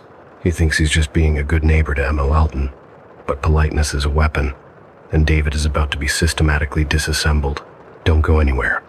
The final entry in our ledger is waiting, and the experiment is just getting started. Stay tuned. The experiment on Acacia Drive. Politeness is a weapon, and on Acacia Drive, it's being used to disassemble the mind of a reasonable man named David Fletcher. David is an accountant by trade and temperament, methodical, predictable, and pathologically civil. He's the kind of neighbor who retrieves stray cats and never complains about a late-night lawnmower. He values equilibrium above all else. So, when the removals van pulls away from number 43 and leaves his new neighbor, Emma Welton, struggling with a heavy box of books, David does the reasonable thing. He offers to help. He spends the afternoon hauling heavy crates into her basement, charmed by her educated Edinburgh accent and her seemingly genuine interest in the neighborhood's quiet politics. They share tea and biscuits, and David leaves feeling like he's made a sophisticated new friend. He thinks he knows who she is. An academic, a psychologist, a welcome addition to the street. But politeness has a way of blinding you to the predator standing right in front of you. But the equilibrium of his life shatters when he realizes his mobile phone is missing.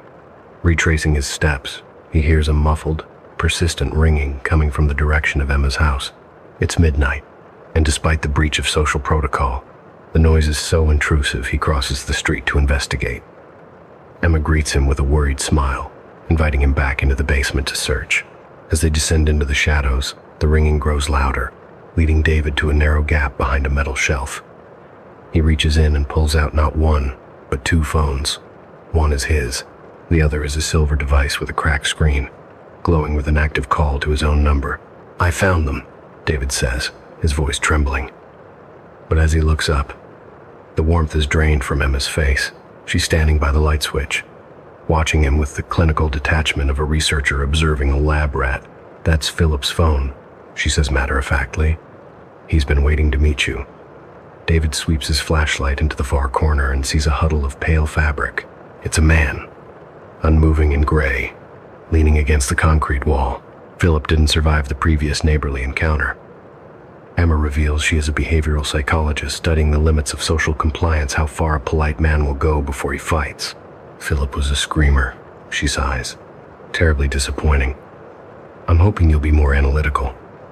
The horror of the situation is amplified by her casual tone. She describes Philip as if he were a faulty piece of equipment. David realizes that every interaction today was a calculated maneuver.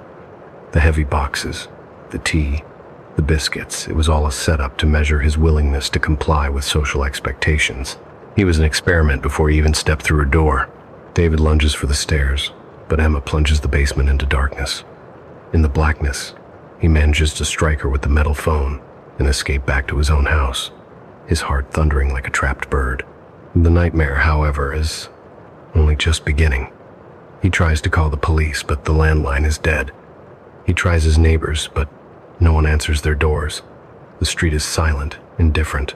By dawn, he's a prisoner in his own sitting room, clutching a dead man's phone, watching Emma stand in her doorway and wave to him with a smile that says everything is perfectly normal.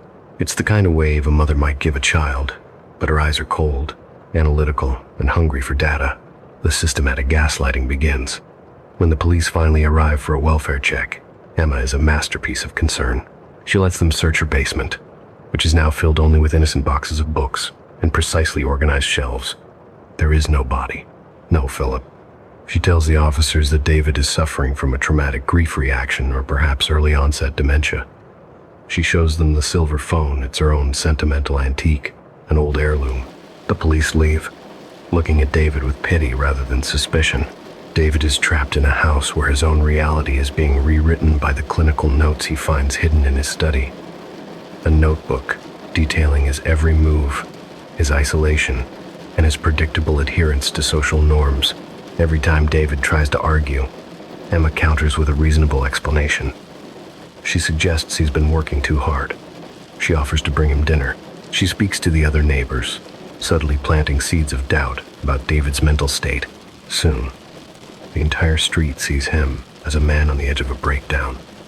He realizes that his reputation as a reliable accountant has been weaponized against him. The more he insists on the truth, the more unreasonable he appears. He is being disassembled, one perception at a time. He eventually finds another notebook, or maybe it's the same one, wedged behind a filing cabinet. He reads the final entry. Subject D. Fletcher now expressing intention to relocate. Research objectives achieved. Complete destruction of subject's confidence in own perceptions. David drops the notebook, but when he looks down, his hands are empty. The book is gone. Did it ever exist? Was there ever a Philip? Or is David's mind finally fracturing under the pressure of the experiment? He watches Emma through his window as she tends to her roses, wondering if he is a victim of a monster or if he has truly lost his grip on the world. Think about your own neighbors for a moment. Do you really know what's going on behind their closed curtains? Or are you just being polite? Politeness is the most dangerous weapon, because we don't even realize we're being hit by it until we're already bleeding. If this story of psychological erosion made you question the people on your own street, hit that like button. We are all susceptible to the trap of compliance. Leave a comment with the word compliance if you've ever felt like you were playing a role just to fit in. We need to know we're not alone in these suburbs of the mind. Chilling lullabies. 7 iterations of absolute dread. The invitation to the void. Did you lock your front door before you sat down? Better yet, did the room lock it for you? There is a secret behind the rhythmic, soothing sound of rain tapping against your window pane. A secret that most people are too terrified to acknowledge. We call it a lullaby, a gentle cadence designed to usher us into the soft embrace of sleep. But what if that sound isn't nature at all? What if it's a frequency designed to keep you still while the boundaries of your reality begin to fray at the edges? You are seeking peace in these stories, a paradox of sleep where you crave the chill of chaos to quiet the noise of your own life. But I have to warn you, you have exactly 5 minutes before the first iteration of this nightmare consumes your sense of what is real. The door is already locked from the outside. You are standing on a threshold, and the obsidian darkness waiting on the other side doesn't just want your attention, it wants your place. You see, the biggest surprise isn't the horror waiting in the shadows. It's the realization that you might already be a recurring character in one of these causal loops, a ghost in your own home, waiting for the rain to stop. But the rain never stops here. Before we dive into the deep end, let's establish something vital. You're here because you enjoy what I do, and that honestly means everything to me. If you're tuning in for the first time, or if you've been a long-time resident of this dark corner, please take a second to hit that like button and subscribe. It sounds small, but it's the heartbeat of this channel. It tells me you're out there, listening.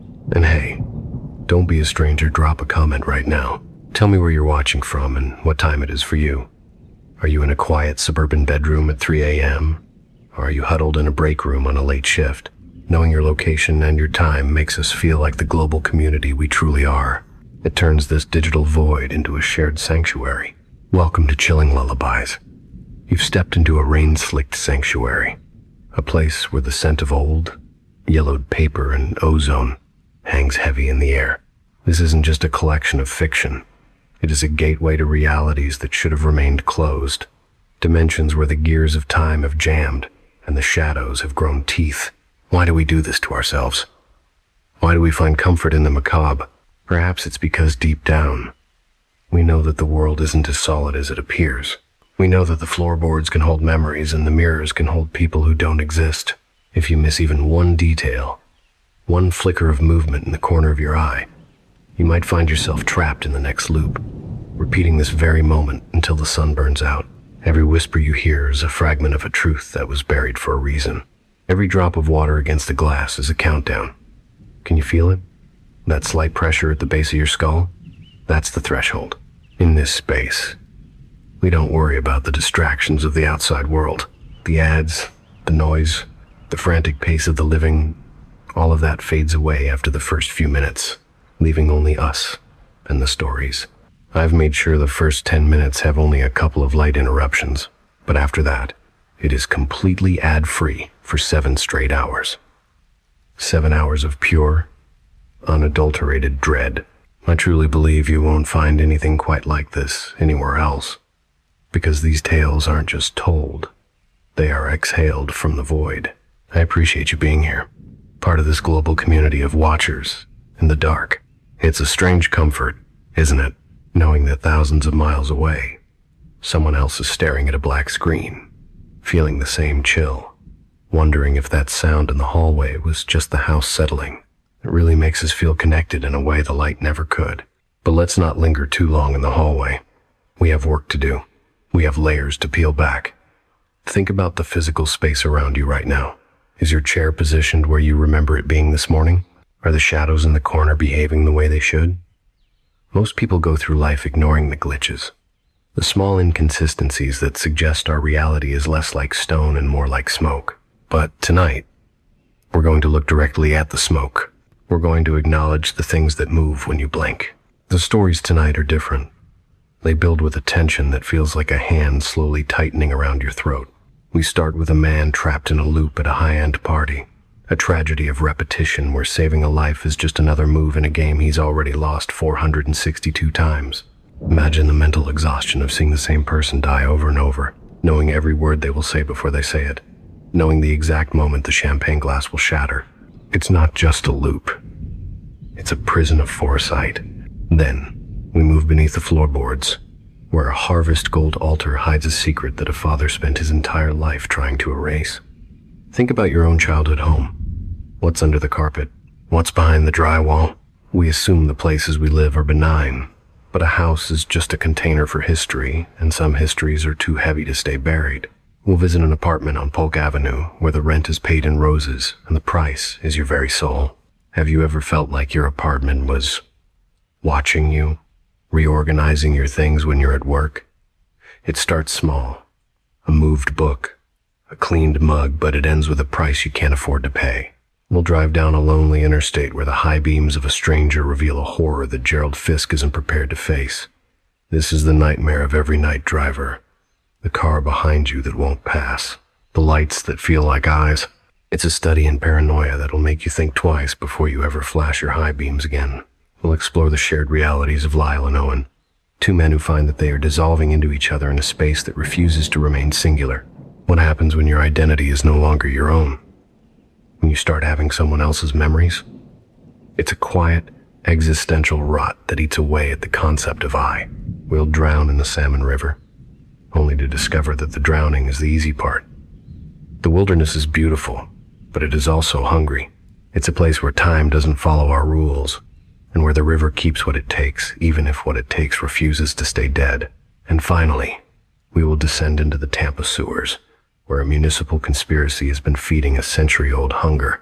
The city you walk on every day has an underbelly, a world of clicking sounds and pale hands that has been meticulously managed for 100 years. You are walking on a lid, and something is tapping on the underside. These are not just tales. They are warnings.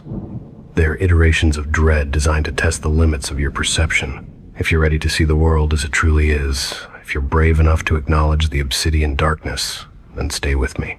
But if you're looking for a peaceful night's sleep, you might want to look elsewhere. Because once you enter this sanctuary, the exit has a habit of disappearing.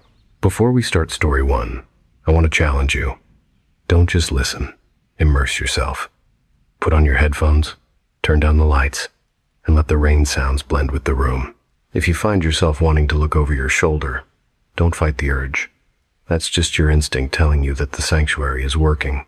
And if you feel like you've heard these words before, well, perhaps the loop has already begun. As the rain continues to fall, ask yourself, when was the last time you checked the reflection in your darkened window? When was the last time you counted the buttons on an elevator and felt like the number was wrong? The obsidian darkness is patient. It has been waiting for you to settle in, to relax, to close your eyes. But I wouldn't close them just yet.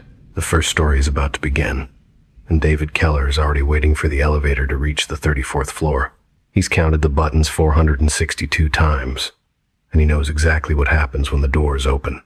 The question is, do you? Think about David for a moment. He's standing in a space that is both familiar and alien. He knows the texture of the carpet, the specific hum of the ventilation, and the way the light reflects off the Veuve Clicquot flutes. But he also knows that in 17 seconds, the anchor woman on the mounted CNN screen will touch her earpiece and the world will reset. He's a man who has outlived his own timeline. He's the evidence of a universe that has broken its own rules. The air in the room shifts, growing colder as the whisper of the narrator fades into the rhythmic ticking of a clock that shouldn't be there. Listen closely, because this rhythm is the last familiar thing you'll hear. Let's step into the 34th floor, where time has stopped being a line and started being a noose. David is standing there now, his thumb hovering over the button for the 463rd time, and he's staring at the microscopic dilation of the anchor woman's eyes on the TV screen. Everything is exactly as it was. The Veuve Clicquot is going flat. The crowd is laughing, and in exactly 17 seconds, the anchor woman will touch her earpiece and change his world forever. David's thumb presses down, the metal cold against his skin, and the elevator begins its ascent into a nightmare he can never escape. He's not looking at the doors. He's looking at the reflection in the polished brass, waiting for the dark-coated figure to appear behind him for the last time. David knows the secret now. He knows that every save is just a rehearsal for the final failure. He's tried everything. He's tackled the shooter. He's warned security. He's pulled the fire alarm. Nothing works. The loop isn't a puzzle to be solved. It's a condition to be suffered. The countdown has begun. 10, 9, 8. And as the elevator chime rings, the party guest next to him spills a drink, and the loop tightens once more. David turns, but he's not looking at the party. He's looking at the sound of a ticking clock that shouldn't be there. David's world is about to dissolve into the harvest gold fibers of a childhood home, where the smell of old blood and bleach is waiting to greet him. David isn't just a guest anymore. He's the evidence. David's story is your story now. David's fear is your fear. And the loop is just beginning to close. The sanctuary is no longer a place of refuge. It is a room where the walls are moving inward. You wanted a chilling lullaby. And now the music has started. David is waiting. David is waiting for the sound of the latch clicking, the same sound as a key turning in a lock on Polk Avenue, where the obsidian darkness is finally ready to speak your name. David is waiting. David is waiting for you to realize that the rain outside isn't stopping. David is waiting for the 34th floor to open its doors. David is waiting, and the clock is still ticking. Don't look away. Don't blink. The first iteration is starting, and the void has finally opened its mouth. Are you ready to see what's inside? Because once the elevator doors open, there's no going back to the lobby. The party is on the 34th floor, and you're the guest of honor. David is waiting. Just remember, you were warned. The rain is just the beginning. The clock is the heartbeat, and the lullaby is for you. Now, let's begin. Story 1. The 463rd New Year. The air in the room shifts, growing colder as the whisper of the narrator fades into the rhythmic ticking of a clock that shouldn't be there. Listen closely, because this rhythm is the last familiar thing you'll hear. Let's step into the 34th floor of the Merchandise Mart, where time has stopped being a line and started being a noose. David Keller is standing there right now, his thumb hovering over the elevator button for what he knows is the 463rd time. He isn't looking at the guest list or his watch. He is staring at the mounted CNN screen, specifically at the microscopic dilation of the anchor woman's pupils. It's a tell, a biological betrayal he's memorized across 400 cycles. She's about to receive the news. The world is about to break, and David is the only one who has seen the fracture coming. The texture of the lobby is a dense, oppressive white noise. It's the sound of hundreds of people laughing while standing on the edge of a cliff they can't see. David feels the cold marble beneath his feet, a chill that seems to seep through his shoes and into his bones. The air is thick, with the cloying, yeast-heavy scent of expensive Veuve Clicquot going flat in abandoned glasses. To anyone else, it's the smell of a successful gala. To David, it's the smell of entropy. He's a human processing unit, cataloging the decay of every second. He knows exactly how many bubbles are left in the glass next to the ice sculpture. He knows the precise angle the light hits the floor at 11:46 p.m. David watches the anchor woman. Her expression is a practiced mask of professional neutrality, but he can see the static of the universe vibrating behind her retinas. In exactly 12 seconds, she will touch her left earlobe. In 14 seconds, her breathing will hitch just once. He's analyzed this footage, lived this footage, until the pixels are more real to him than his own hands. Why is it always this night, December 31st, the cusp of a new year that never actually arrives? For everyone else, it's a celebration of future possibilities. For David, it's a recurring autopsy of the present. David, you're doing it again. A voice cuts through his internal monologue. It's Jennifer Cole. She's wearing those absurdly high red heels that make her wobble like a fledgling bird. In every loop, she approaches him with the same forced smile. And in every loop, she makes the same mistake. She's the 6-year-old brand manager who thinks life is a series of upward trajectories. She doesn't know she's a fixed point in a crumbling architecture, watching the screens instead of the people.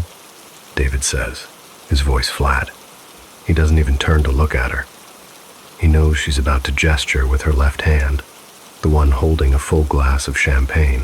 He can already feel the cold splash before it even leaves the rim. It's New Year's Eve. Try to enjoy the Jennifer starts, but her heel catches on a slight unevenness in the marble tile. David watches it happen with a weary detachment. The glass tilts. The liquid begins its slow-motion arc through the air. He could reach out and catch her. He's done it before, in loops 12 through 84. But saving the champagne doesn't save the world. It just changes the flavor of the failure. Damn it. These heels are a death sentence, Jennifer mutters, looking down at the dark stain spreading across the floor at exactly 11:47 p.m. A death sentence. David finishes the sentence for her, his voice overlapping hers in a way that makes her freeze. He looks at her finally, his eyes hollow. You said that last time, Jennifer, and the time before that, and 400 times before that. You always spill the Veuve Clicquot at 11:47. You always blame the heels. You never learn. Jennifer stares at him, her brow furrowing, her lips parting in a small O of confusion. What are you talking about? David, we just got here. You're acting strange. Maybe you should step out onto the terrace? Get some air? Air doesn't help when you're breathing in a vacuum. David replies.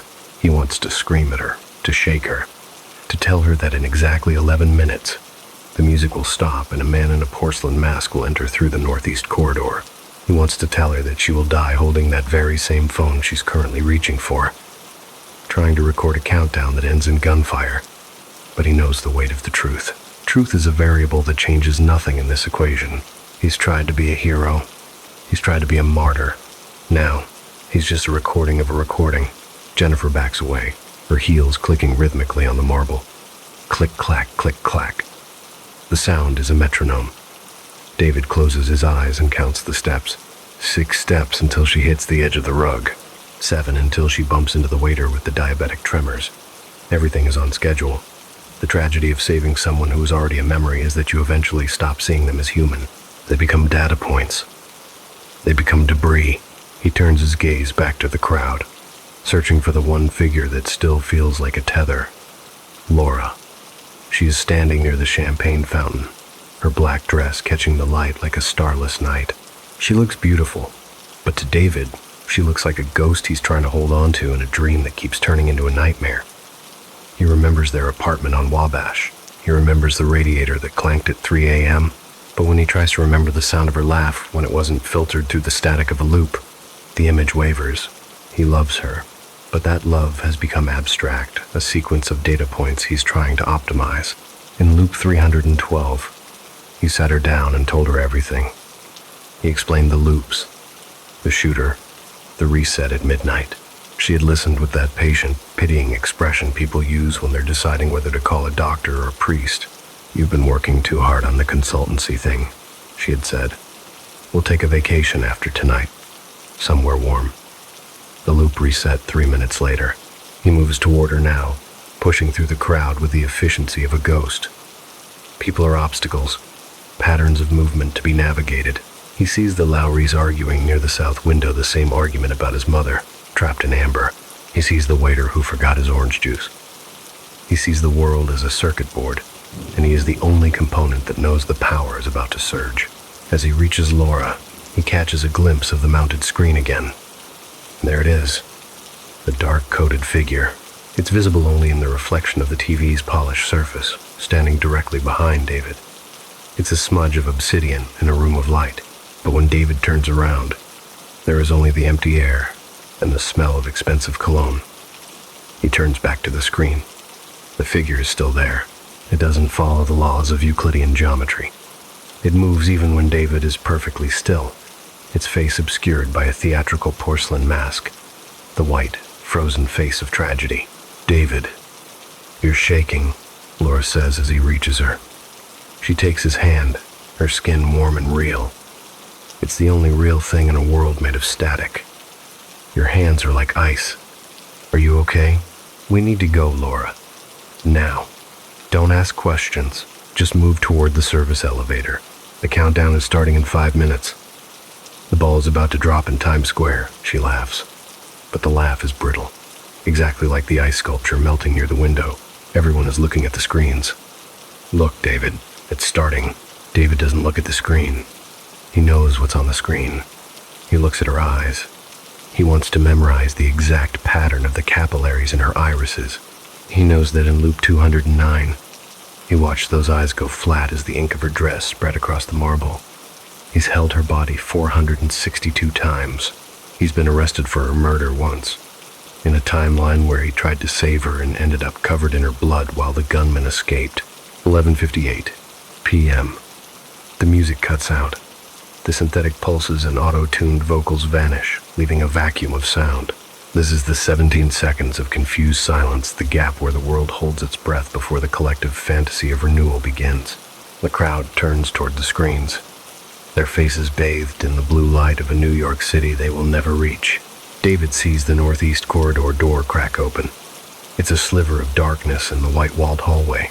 He sees the man he knows as Christopher Vance, though he's never seen the man's face without the porcelain mask. Vance is focused. He breathes through his nose, slow and measured, the way David has learned to breathe. He is assembling the rifle in the shadows of the bathroom stall, pieces clicking together with the practiced calm of a professional. But something is different this time. The dark-coated figure in the reflection isn't behind David anymore.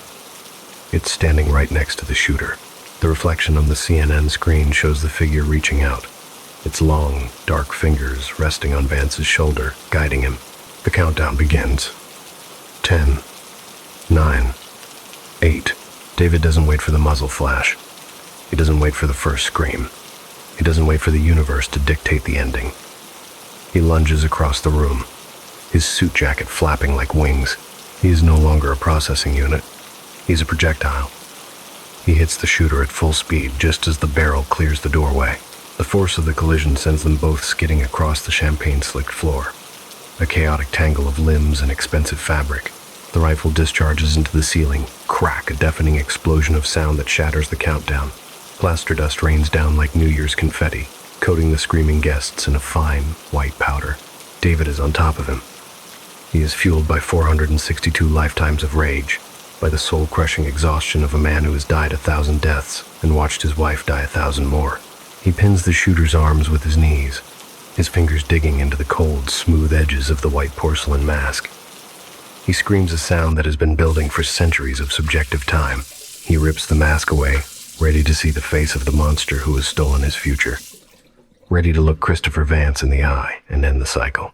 The man underneath isn't Christopher Vance. David stares into a face that is his own. It's the same jawline he shaved this morning.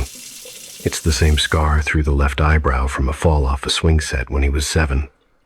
It's the same pair of hollowed-out brown eyes, but this version of himself looks older, more weary, his skin the color of ash, and his breath smelling of the copper tang of blood.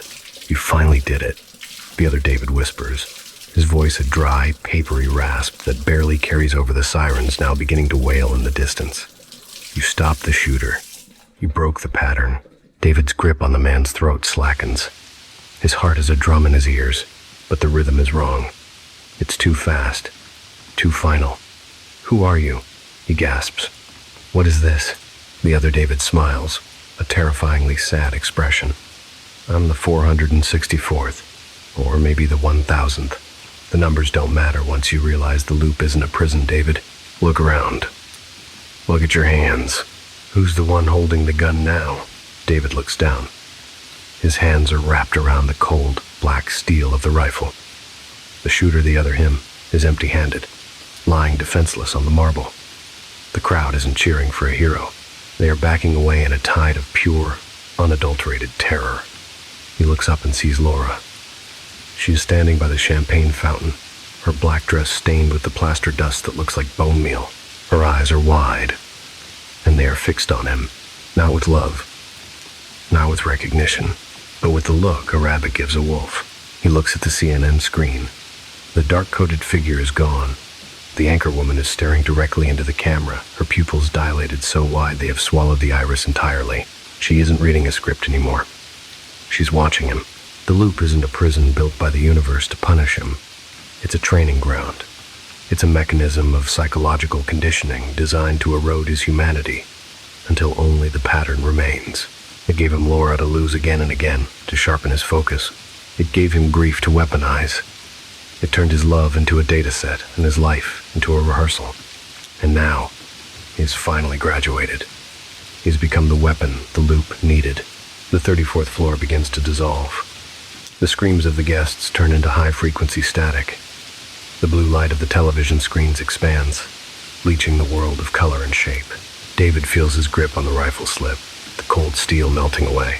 But as his hands find a new texture, it's no longer metal. It's the rough, biting sensation of harvest gold carpet fibers under his fingernails.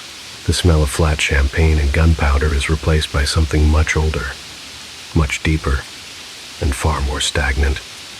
The scent of wet copper and the damp, heavy air of a basement that hasn't seen the sun in 33 years. The sound of the party guests spilling your drink at 11:47 p.m. transforms into the sound of a brother's skull hitting concrete in August 1989. David Keller is gone.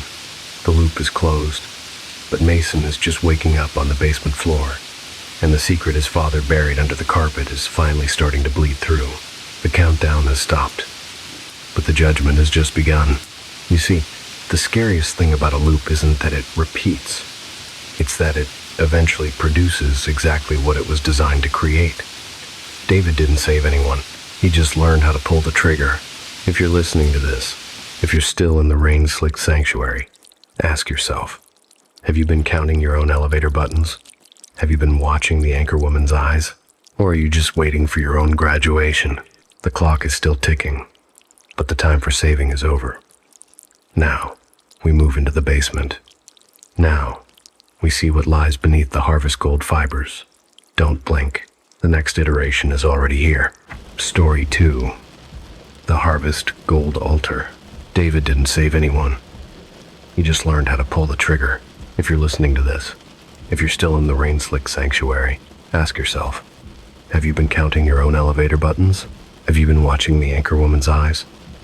Or are you just waiting for your own graduation? The clock is still ticking, but the time for saving is over. Now, we move into the basement. Now, we see what lies beneath the harvest gold fibers. Don't blink. The next iteration is already here. Mason had been kneeling on the basement floor for 16 minutes before he realized his hands were bleeding. Not from the utility knife that lay 3 feet away where he dropped it, the orange handle bright against the harvest gold carpet, but from his fingernails. He'd torn them past the quick, trying to pry up the corner seam without cutting. The basement of his deceased father's house felt like a heavy, airless lung, and Mason was the irritant trapped inside it. The scent was the first thing to trigger the dissociative episode. a thick, metallic fog of old blood mixed with the chemical bite of bleach and ancient carpet adhesive. It was a smell that shouldn't have been there after 33 years, yet it filled his sinuses with the force of a physical blow. He shifted his weight, and the carpet beneath his knees exhaled.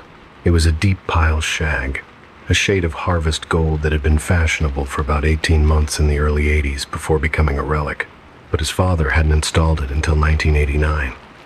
Mason remembered that weekend with a clarity that hurt. The grit of the degraded foam padding beneath the fabric felt like sugar between his palms, and every time he moved, a spark of static electricity crawled up his forearm. It wasn't the mild shock of dry winter air. It was insistent and painful, like touching a cattle fence set to minimum voltage. It made his molars ache. It made his heart skip a beat, a rhythmic syncopation that matched the flickering of the single fluorescent tube overhead. He looked up. Beside the flickering light, the sacrificial anode rod of the water heater extended from the top of the tank like a periscope. Watching him, it was a silent, rusted sentinel that had witnessed the slow rot of his family's history. Everything in this basement was a witness. To Mason, even the stacks of old Popular Mechanics magazines felt like they were judging his intrusion. He felt like a trespasser in his own inheritance. "Why am I here?" he whispered, his voice disappearing into the thick insulation of the walls. "Have you ever gone back to a place you haven't seen in decades, only to find that the air still carries the exact frequency of your worst day?" Mason reached for the knife, his dominant hand trembling. He cataloged the symptoms with the clinical detachment he brought to his career as a true crime writer. Elevated heart rate, hypervigilance, auditory distortion. He was a professional at examining the bureaucratic face of evil. Having interviewed dozens of killers and studied thousands of crime scene photographs, he'd spent his entire adult life tracing the geographical patterns of predation. Yet he had never once turned that analytical lens toward the house on Wabash.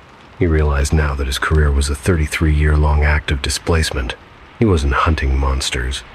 He was building a wall of books to hide one. He was a collector of other people's blood because his own was too heavy to carry. The flashback hit him with the violence of a levee failure. August 1989. The basement wasn't carpeted then. It was bare, cold concrete. He was 15, and his brother David was 7. David was a thin-wristed child, built from fragile materials. They were fighting over action figures, a meaningless argument over territory and invisible rules. Mason hadn't intended to hurt him. He'd only pushed. A simple shove, the kind brothers exchanged thousands of times a year. But David had stumbled backward, his sneakers slipping on a patch of damp foundation near the sump pump. The sound was visceral. It wasn't a thump or a thud. It was a wet and final crack, the unmistakable acoustics of a human skull hitting concrete at a high-velocity angle.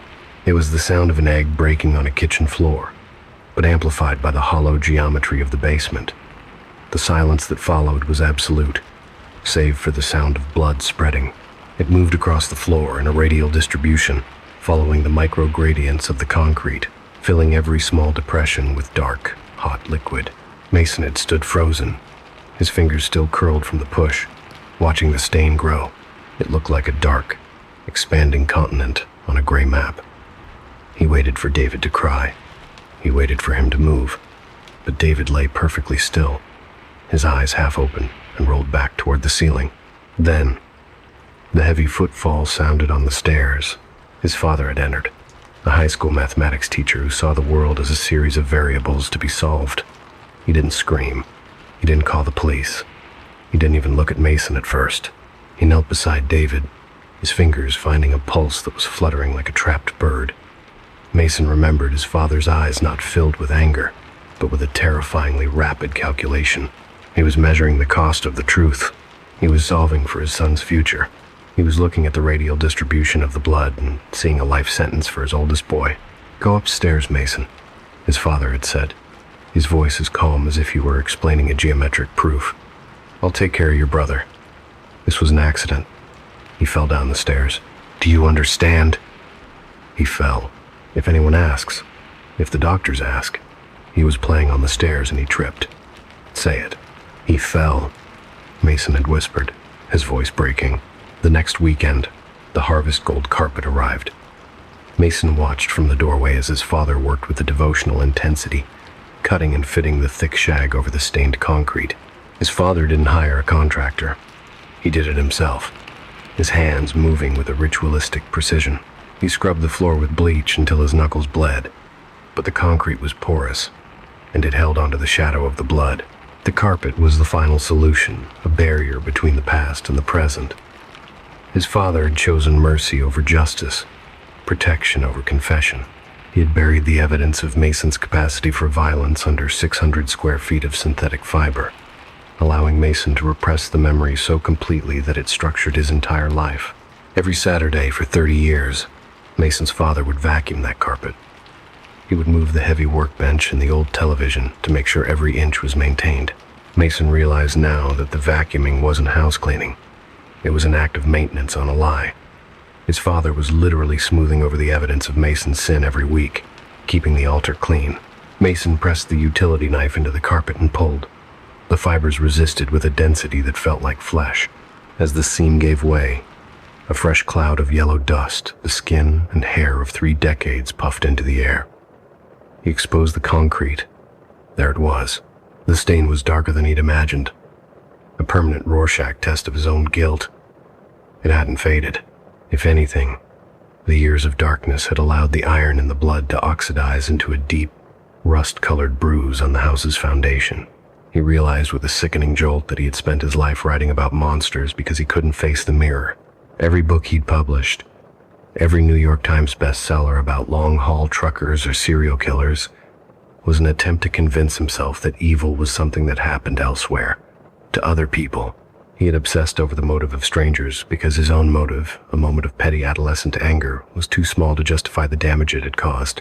But the monster in the books wasn't a stranger. It was a mirror. He was the subject he had been studying all along. The static shock from the carpet hit him again, stronger this time, making his vision blur. It felt like the house was trying to drive him away, to keep it secret. He looked at his hands, covered in the rust-colored smears of his own blood from his torn nails, and saw the radial distribution of the stain on the floor. It was a match. The blood on his hands and the blood on the floor were the same story, separated only by time. The basement wasn't a haunted space. It was a sanctuary of silence. His father hadn't hidden a murder. David had lived. After all, he was in California now, marriage and career intact. Though the distance between the brothers had always been a chasm, Mason couldn't explain. Now he knew. The body remembers what the mind forgets. David's nervous system knew his older brother was dangerous. Every time Mason had tried to hug him at a holiday dinner, David had stiffened, his pulse spiking, his brain reacting to a threat he couldn't name. The chasm between them wasn't a lack of love. It was the physical presence of a memory that Mason had buried under harvest gold shag. His father had saved him, but at what cost? Mason had become a man who studied death because he was terrified of his own life. He had been spared the confrontation that shapes moral development, left instead with a hole in his history that he'd tried to fill with the stories of others. He was a successful man built on a foundation of bleached concrete. He thought about his father's final days, the way the old man had stared at the basement door from his hospice bed. Was he waiting for Mason to remember? Was the silence a gift? Or was it a prison they both shared? The basement seemed to tilt. The water heater's periscope eye glinted in the flickering light, a silent witness to the 33-year-old crime. Mason sat back on his heels, surrounded by strips of pulled-back carpet, and breathed in the stagnant air. He wasn't a monster, but he wasn't innocent either. He was a man who had finally found the foundation of his own identity, and it was made of blood, bleach, and harvest gold shag. Mason stood up, his knees cracking. He looked at the open basement door. He knew what he had to do. He would call David. Not today, maybe not tomorrow, but soon. He would tell him the truth about the fall. He would offer him the memory that his father had stolen. It wouldn't bridge the chasm, but at least they would both be standing on the same side of the truth. He looked down at the orange-handled knife. It belonged in the toolbox. Everything had a place. Mason closed the basement door, but the sound of the latch clicking was the same sound as a key turning in a lock on Polk Avenue. The heavy weight of his father's mercy felt like the closing of a chapter, but as he stepped out into the hallway, the scent of bleach and copper didn't fade. It transformed. It softened into something floral, something deceptively sweet. The blood on the concrete turned into a petal on a pillow. We think we leave the past in the basement, but sometimes the past rents the apartment above us, waiting for the right moment to let the roses fall.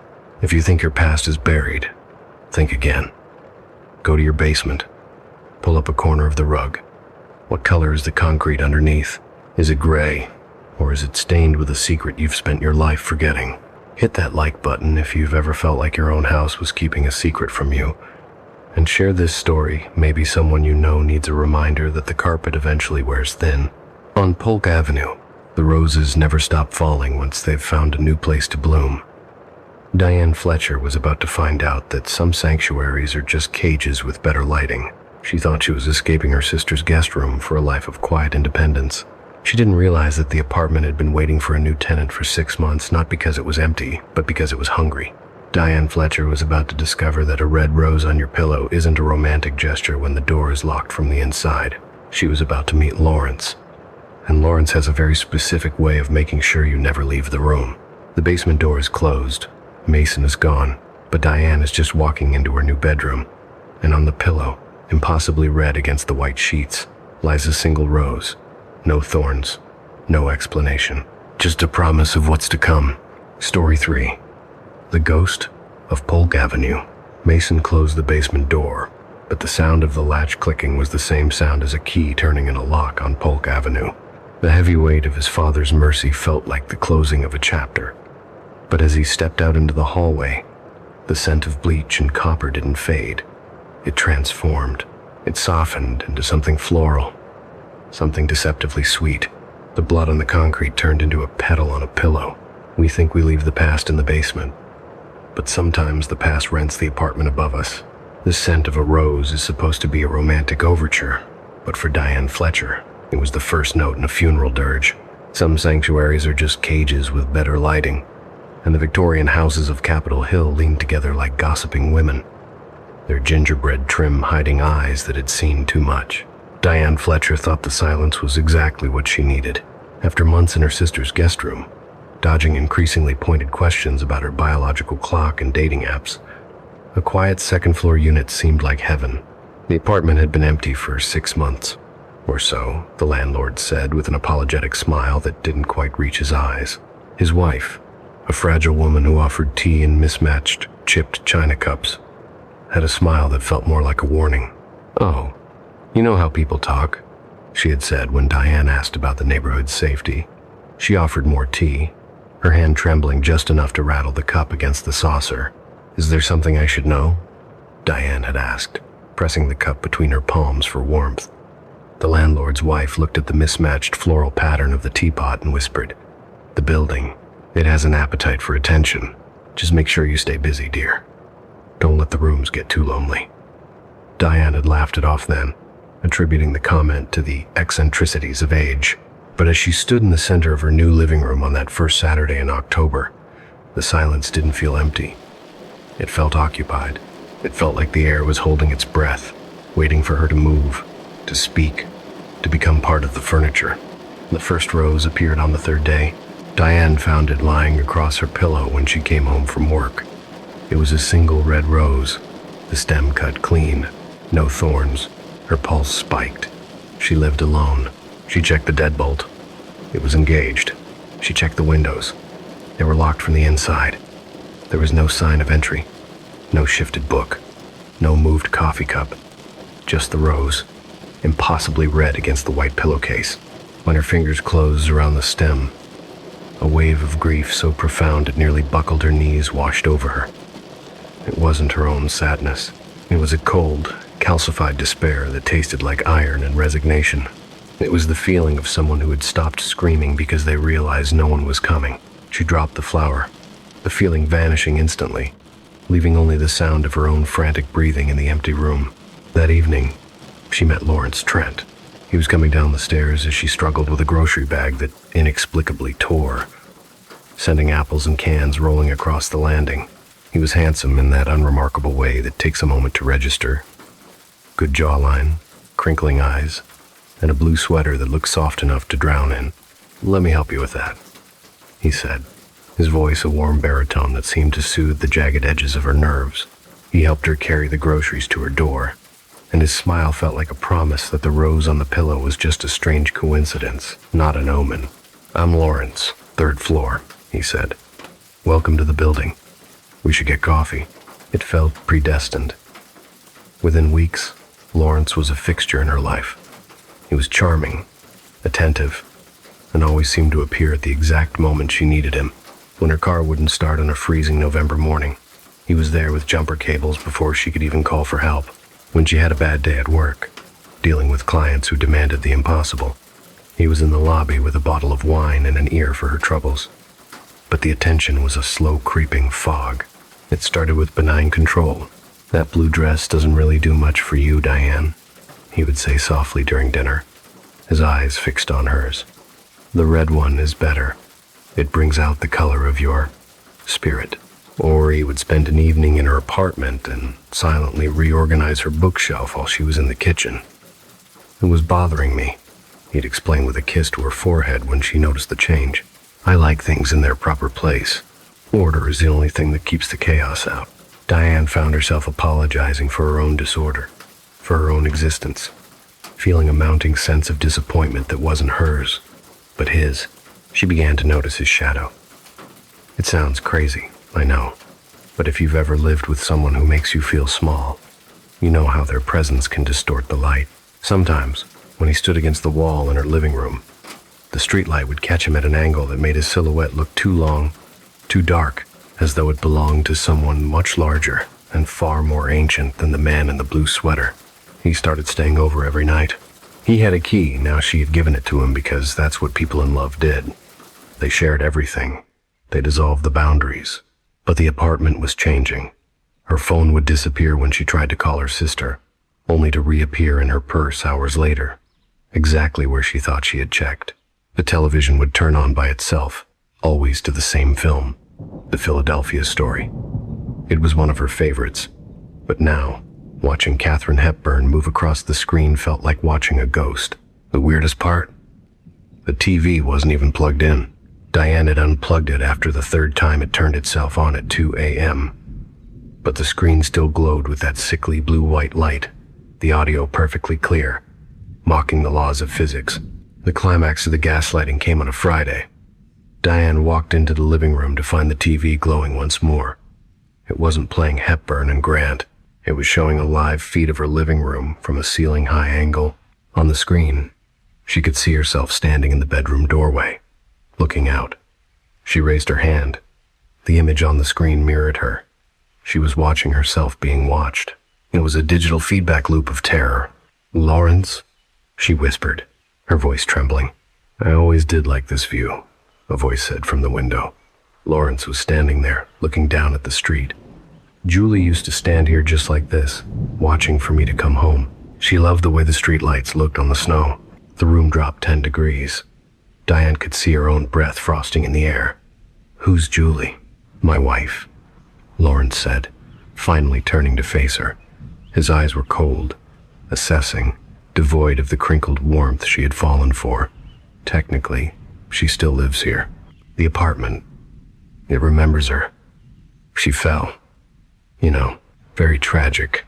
People fall when they don't listen, when they try to leave conversations they need to have, when they try to pack bags and think they can just go." The realization hit her like a physical blow.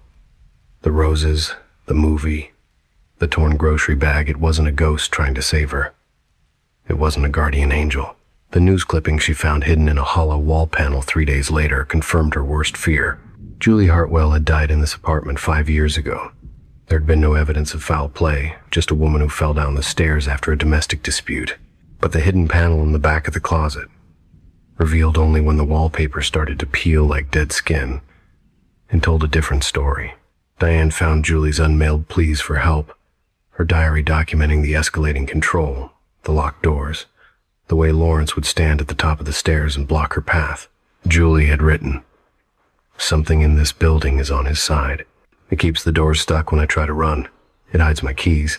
It wants me to stay to keep him happy." Julie wasn't trying to warn Diane. Julie's ghost was offering Diane up as a spectral sacrifice. She was providing a replacement to appease Lawrence's eternal, predatory rage so that she could finally rest. The roses weren't gifts. They were placeholders.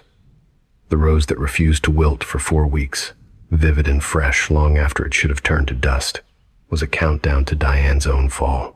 Julie was feeding the monster so it wouldn't eat her anymore. "I won't be her," Diane screamed, running for the front door. It was locked, not by a key, not by a bolt, but by the building itself. The wood felt like solid stone. She turned the knob and it burned her hand with a supernatural cold. She ran to the bedroom window, the one Julie used to watch from, but it slammed shut with such force the glass should have shattered. Lawrence was behind her, his shadow stretching across the floor, the fingers of his silhouette wrapping around her ankles. "The apartment likes me here," he said, his voice a low, satisfied purr. "It likes the company. It likes the way you look in red." Then, the air shimmered. The smell of the rose on the pillow became overwhelming, the scent of 1,000 funerals. In the corner of the room, a woman's silhouette appeared dark, small, and weeping. Julie. But instead of pointing at Diane, instead of ushering her toward the stairs, the figure pointed at the window. In a final act of spectral defiance, the ghost of Julie Hartwell chose to break the cycle. She realized that appeasing a monster only makes it hungrier. A fire escape materialized out of thin air against the brick outside, ancient, rusty, and impossible, but solid. It wasn't there when Diane moved in. It wasn't there on the city maps. It was a manifestation of Julie's final regret. Diane didn't look back. She smashed the glass with a heavy oak chair and climbed out onto the metal stairs. It groaned under her weight, the rust flaking off like dried blood. She hit the ground running, leaving her life, her clothes, and Lawrence behind. As she drove away from Capitol Hill, her tires screeching on the asphalt, she saw him in the second-floor window. He was backlit and furious, pounding on the glass. But for a split second, Diane saw the woman standing between him and the street. Julie's hands were pressed against his chest, her weight leaning into him, holding him back from the ledge, anchoring him to the room he had turned into a tomb. Diane drove until the city sounds died out, replaced by the hypnotic, rhythmic hum of tires on asphalt. The fire escape disappeared into a rearview mirror, but the terror remained in her marrow. She had escaped the apartment, but she hadn't escaped the feeling of being watched.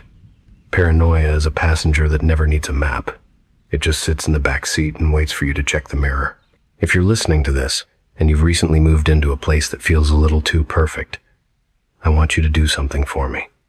Go to your bedroom. Look at your pillow. Is there a rose?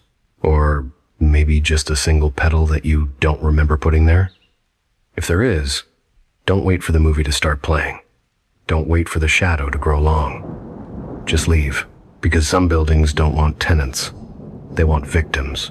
And sometimes, the only way to save yourself is to leave everything else behind. Gerald Fisk was about to learn that lesson on a much larger scale. He was 20 miles from home, driving down a lonely stretch of highway, and the car behind him had just turned off its lights.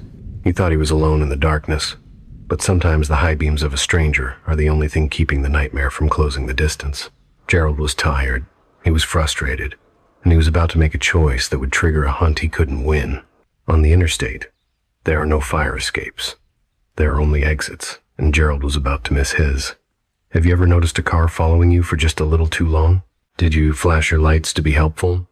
Or were you just inviting the obsidian darkness to follow you all the way into your driveway? Gerald Fisk was about to find out exactly what happens when you draw the attention of a ghost with a car. The high beams were just the beginning. The real horror was waiting at the end of the road, sobbing on a dark lawn under a silent moon. Keep your eyes on the road, friends. The next story is already gaining on you. Story 4. High beams and heartbreaks. Diane Fletcher didn't look back. She smashed the glass with a heavy oak chair and climbed out onto the metal stairs that shouldn't have existed. As she hit the ground running, she left behind the roses, the shadow, and a life she no longer recognized. But paranoia is a passenger that never needs a map. It just sits in the back seat and waits for you to check the mirror. While Diane escaped the cage of Polk Avenue, Gerald Fisk was about to learn that safety is an illusion we buy with ignorance. He was 20 miles from home, driving down a lonely interstate, and the car behind him had just turned off its lights. The highway stretched before Gerald Fisk like a promise he no longer believed in. It was 11:47 p.m., and the dashboard clock glowed with an insistent green light that seemed to mock his exhaustion. Gerald was 54, a medical equipment salesman returning from a 3-day conference that had left him feeling like a hollow shell. Every time he breathed, he could hear a faint whistle in his left nostril, a tiny, irritating reminder of his aging body and the mounting anxiety that had become his constant companion. He tried to ignore it, but in the sterile silence of his sedan, the whistle sounded like a tea kettle miles away, or perhaps a warning. His phone lay face down in the cup holder, its battery dead, leaving him in a state of absolute isolation. No GPS, no music, just the hum of the engine and the dark road ahead. The road was a ribbon of black velvet under a moonless sky. He was only 20 miles from his home on Sycamore Drive, counting down the exits when he noticed the car ahead. It appeared gradually, a dark shape that only became visible when his own headlights caught the faint reflection of its rear bumper. The car had no lights, no red glow of taillights, no license plate illumination, just a silhouette drifting at 65 miles per hour. It was a phantom vehicle, an obsidian void moving through the night. Gerald eased off the accelerator. His mind, already frayed by lack of sleep and the caffeine crash of 6 energy drinks, immediately dove into the basement of urban legends. He remembered Donnie Clark from accounting, the kind of guy who lived for office drama, standing by the coffee machine and telling a story about gang initiations. The lights out game, Donnie had called it. They drive with their lights off, waiting for a polite driver to flash their high beams. Once the signal is given, the initiation begins. The hunter must chase the messenger until the road ends in blood. It was a paranoid fantasy, surely, but in the thick silence of the cabin, the whistle in his nose seemed to get louder, matching the frantic pounding of his heart. "Don't be a fool," Gerald whispered to himself, his voice sounding thin in the darkness. "It's probably just an old lady who doesn't realize her fuse blew." He thought about his mother, who had once driven 15 miles with her parking brake on, wondering why the car felt so sluggish. He felt a surge of civic duty, a need to be helpful that outweighed his growing dread. If he didn't signal them, they could get hit. They could die. Being a good neighbor was the only thing Gerald had left to hold on to. He reached for the stalk. He flashed his high beams once, twice, 3 times. The white light cut through the dark, reflecting off the metal ahead. The response was an explosion of brilliance. The car ahead didn't just turn on its lights. It slammed on its brakes and executed a violent, tire-shredding U-turn across the grassy median. The sound of rubber tearing against asphalt echoed through the night. Gerald swerved to avoid a collision, his heart now a frantic, suffocating fist against his ribs. In his mirror, he saw the car complete the turn, its headlights now blazing with a blinding intensity that filled his rearview mirror with white fire. It wasn't passing him. It was settling in behind him, matching his speed with terrifying precision. The chase began, but it didn't feel like a race. It felt like an escort. Every time Gerald sped up, the wall of light behind him grew closer. When he hit 80, the car stayed inches from his bumper. When he slowed down to 40, hoping they would just pass and leave him to his shame, they slowed with him, maintaining a predatory, rhythmic distance. Gerald felt like a fly in a web of light. He took the exit for a deserted rest stop, tires screeching as he rounded the sharp ramp. He saw the sign, closed, for renovation. The building was dark, a concrete tomb under a single flickering fluorescent light. He didn't stop. He circled the building, bouncing over a curb that sent a jolt of pain through his spine, and tore through a narrow service road that led back toward a local county route. The car was still there, a silent, glowing shadow that knew his every move before he even made it. Gerald's breath came in jagged, shallow gasps. The whistle in his nostril had become a high-pitched scream in his ears. He needed people. He needed a witness to this madness. He pulled into an Amoco station, the only island of light for miles. He threw the car into park and ran for the glass doors, fumbling with his dead phone as if the sheer force of his terror could jumpstart the battery. The doors were locked. Inside, a clerk named Brittany looked up from her magazine with an expression of profound, soul-crushing indifference. Please. Call the police, Gerald shouted, his palms slapping against the cold glass, his face pale and distorted by the glare. Someone is following me. They're trying to kill me. Brittany didn't reach for a phone. She didn't even stand up. She just pointed to a laminated sign that read, "After midnight. Service through window only." She looked past Gerald at the dark blue sedan that had pulled up to a pump. A man stepped out of the driver's side, his head bowed, his movements slow and sluggish. "He's right there," Gerald screamed, pointing with a trembling finger. "That's the car. Call 911. Brittany leaned into the microphone, her voice a bored, mechanical drone through the external speaker. "You want gas or what, Pops? I can't call the cops because a guy is standing at a pump. This isn't a movie. Calm down or move your car." Gerald looked at the man by the pump. He couldn't see his face, but he saw the way the man's shoulders were hunched, the way his hands shook as he held the nozzle. He looked broken, not like a hunter, not like a gang member, but Gerald's mind was already too deep in the paranoid fantasy to turn back. He jumped back into his car and sped away, certain that the clerk's indifference was just another layer of the trap. Maybe they were all in on it. Maybe the whole town was waiting for him. The final stretch to Sycamore Drive felt like a fever dream. He drove through 3 red lights, his eyes constantly darting to the mirror. The blue sedan followed, but it had dropped back, its headlights now off again. Just a ghost haunting the quiet suburbs. Gerald pulled into his driveway, his hands shaking so badly he could barely get the key into the front door. He stumbled inside and immediately punched the code into his security system. Beep, beep, beep, armed. He ran to the living room window, pulling the curtain aside just an inch, his breath fogging the glass. He expected to see a car full of men with weapons. He expected the front door to burst open. Instead, he saw the blue sedan pull into the driveway 3 houses down. It was the Ashton house. Mr. Ashton, the man Gerald had waved to for 19 years, but whose name he had never truly bothered to learn, stepped out of the car. He didn't look at Gerald's house. He didn't look at the street. He walked to the center of his own front lawn and collapsed onto the grass, his body folding like paper. In the absolute quiet of the suburban night, Gerald could hear it. It wasn't a threat. It was a sob. Mr. Ashton was crying a deep, soul-shattering sound that carried across the lawns like a physical weight. A woman, his sister, or perhaps a daughter, ran out of the house and threw her arms around him, their silhouettes merging in the dim light of the porch. The gut punch of reality hit Gerald with the force of a physical blow. There was no gang. There was no initiation. There was only a grieving man who had spent the night at a hospital bedside, a man who was so hollowed out by the loss of his wife that he had simply forgotten to turn on his lights. When Gerald had flashed him, he had been confused, startled out of a trance of sorrow.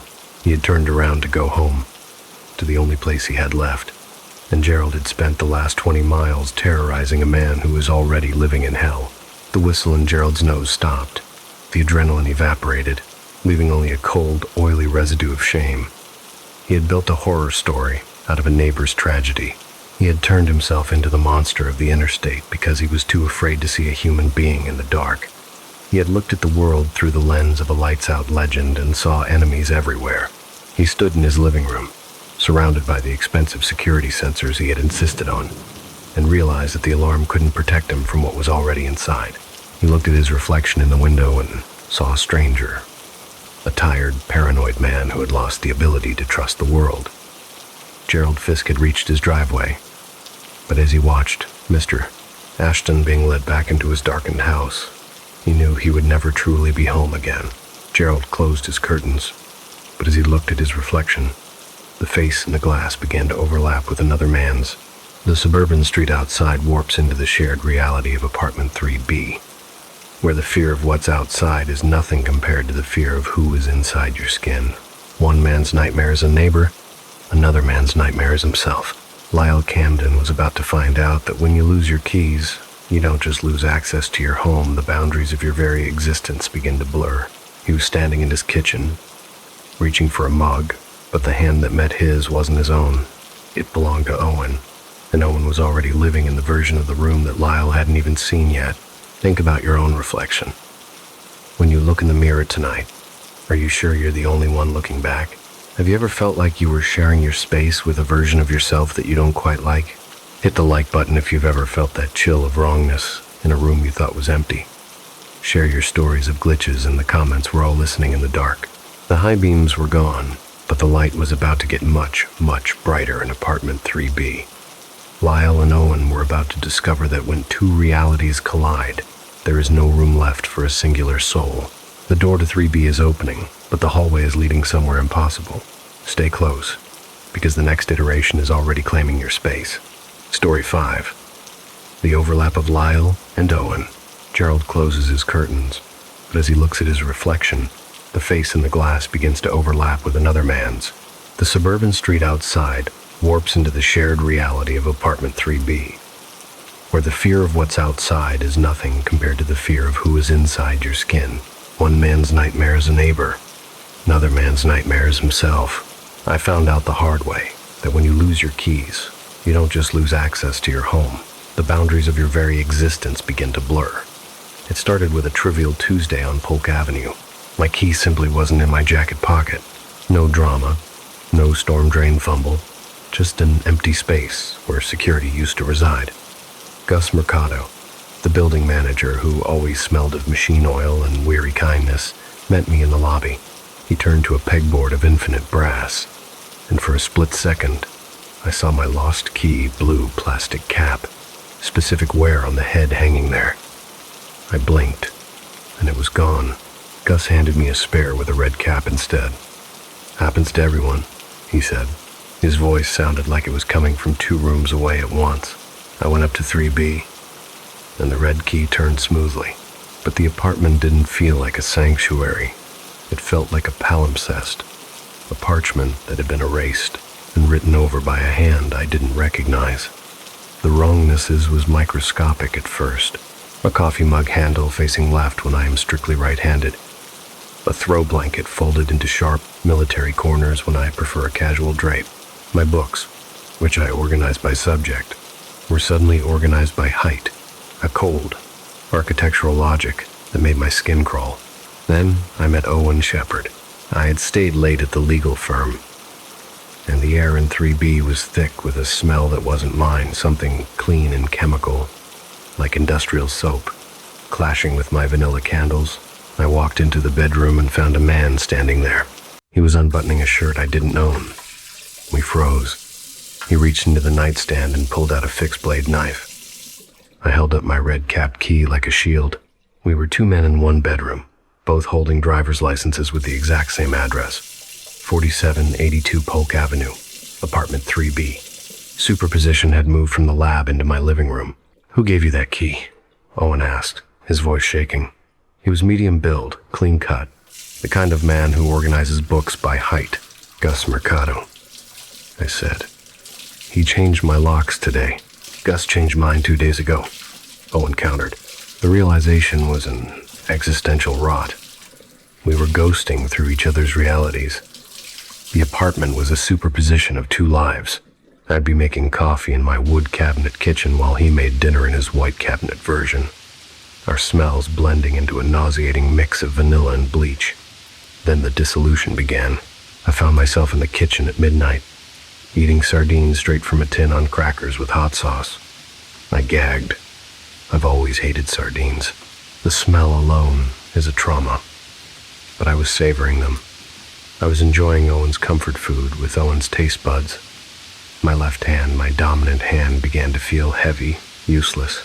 I started reaching for the door with my right. I was humming songs from musicals he had seen in college. His muscle memory was overriding mine. The furniture started to flicker. Sometimes the gray couch was there. Sometimes it was brown leather. The wallpaper would peel back to reveal a different pattern, then snap back into place when I blinked. We tried to talk, but language felt like a failing bridge. Owen's memories were leaking into my brain like ink in water. I remembered a childhood in Sacramento I never had. I felt the phantom pain of a broken arm from a playground accident that only ever happened to him. Our timelines began to fork with a violent snapping sound. My phone would display Tuesday while his read Wednesday. Causality was a broken gear. We stopped being roommates and started being aspects of a single, deteriorating we. Every time we tried to establish a rule, even days for him, odd days for me, the apartment would simply ignore us. The calendar itself became subjective. How do you share a space when time refuses to remain singular? The ultimate horror came when I heard him in the living room, talking on the phone. He was calling my sister, Jess. I lunged for the door, but the apartment shifted, the hallway extending into a dark tunnel that shouldn't exist. I heard his voice, my voice, telling her that I had made peace with the apartment. He spoke with my inflections, referenced our childhood in Denver, and laughed at her jokes. She couldn't tell the difference. He wasn't just sharing my space anymore. He was occupying my history. He was living my love for her, while I sat in the dark, tasting sardines I didn't want to eat. I realized then that Gus Mercado wasn't a man. He was the architect. He existed in all the states of the building at once. A multi-dimensional landlord who had handed us the keys to our own dissolution. He didn't just give us copies. He gave us invitations to fold into each other. I went back to his office, but the door was gone. In its place was a brick wall that felt as old as the city itself. Now, the merging is almost complete. I look down at my hands and I can't tell if the wedding ring I'm wearing is mine or his. I don't even remember if I was ever married. The I is a ghost, a vestigial organ that my body is trying to shed. We move through the rooms in a choreographed dance of overlapping intentions. We sleep in the same bed, existing in different iterations of the same dream. Have you ever felt like you weren't alone, in your own head? Have you ever had a thought that felt imported? Please, if you're listening, share your experience in the comments. Have you ever seen a door in your house that you didn't remember being there? Like and subscribe if you want to help us map the cracks in reality before they swallow us entirely. We need to know we're not the only ones. We need to know if the we is spreading beyond Polk Avenue. We are no longer Lyle and Owen. We are a collective consciousness inhabiting a space that breathes. The walls expand and contract in rhythm with a heartbeat that belongs to neither of us. The key is in my pocket, but I don't know which one. They both lead back to this overlap. Identity is a house built on water, and the current is finally taking us under. Lyle looks into the mirror and sees a river flowing behind his eyes, a dark water that carries the dead. He doesn't know if he is the man looking or the man reflected. When the walls finally dissolve, only the current remains. The air grows cold and smells of pine. The chemical soap of the apartment washes away into the rugged banks of the Salmon River, where the water is a wound that refused to heal. Clayton Morse is staring at that water now, and he doesn't realize that the man standing next to him is already a memory. The shared reality of 3B was just a hallway. The river is the room at the end of it. On the Salmon River, the middle position's always open, and the water is waiting for someone to stop fighting. Clayton thinks he's on a vacation with friends, but the river knows he's just another iteration waiting to drown. Don't look at the reflection in the water. You might see the yellow raft following you, and the faces on it will look exactly like yours. The overlap is ending. The drowning is about to begin. The current is stronger than the walls. It always was. The river is calling, and we are ready to listen. There is no more Lyle. There is no more Owen. There is only the flow, and the flow is patient. It has been waiting for us to stop pretending we were ever separate. The water is rising. Can you feel it? It's cold, isn't it? Just wait until you see who's paddling the other boat. Stay with us.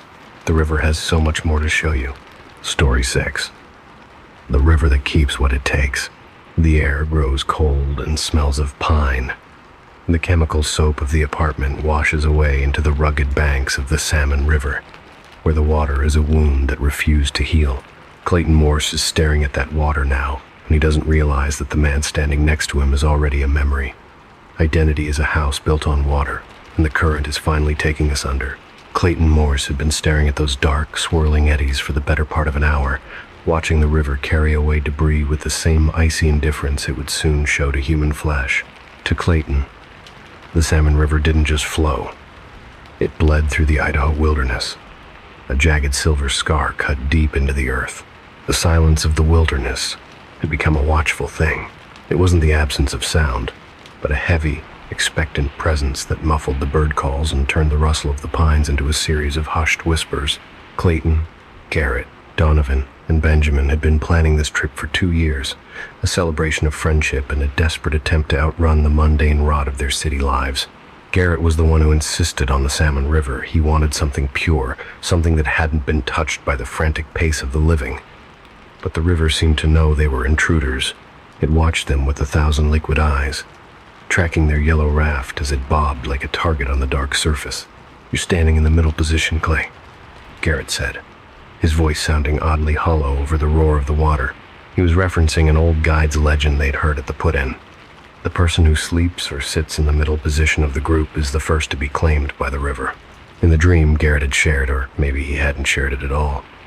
Maybe the memory was just leaking through the air. The middle position was always the first to die, only to return as something wrong, something hungry, to take the others one by one.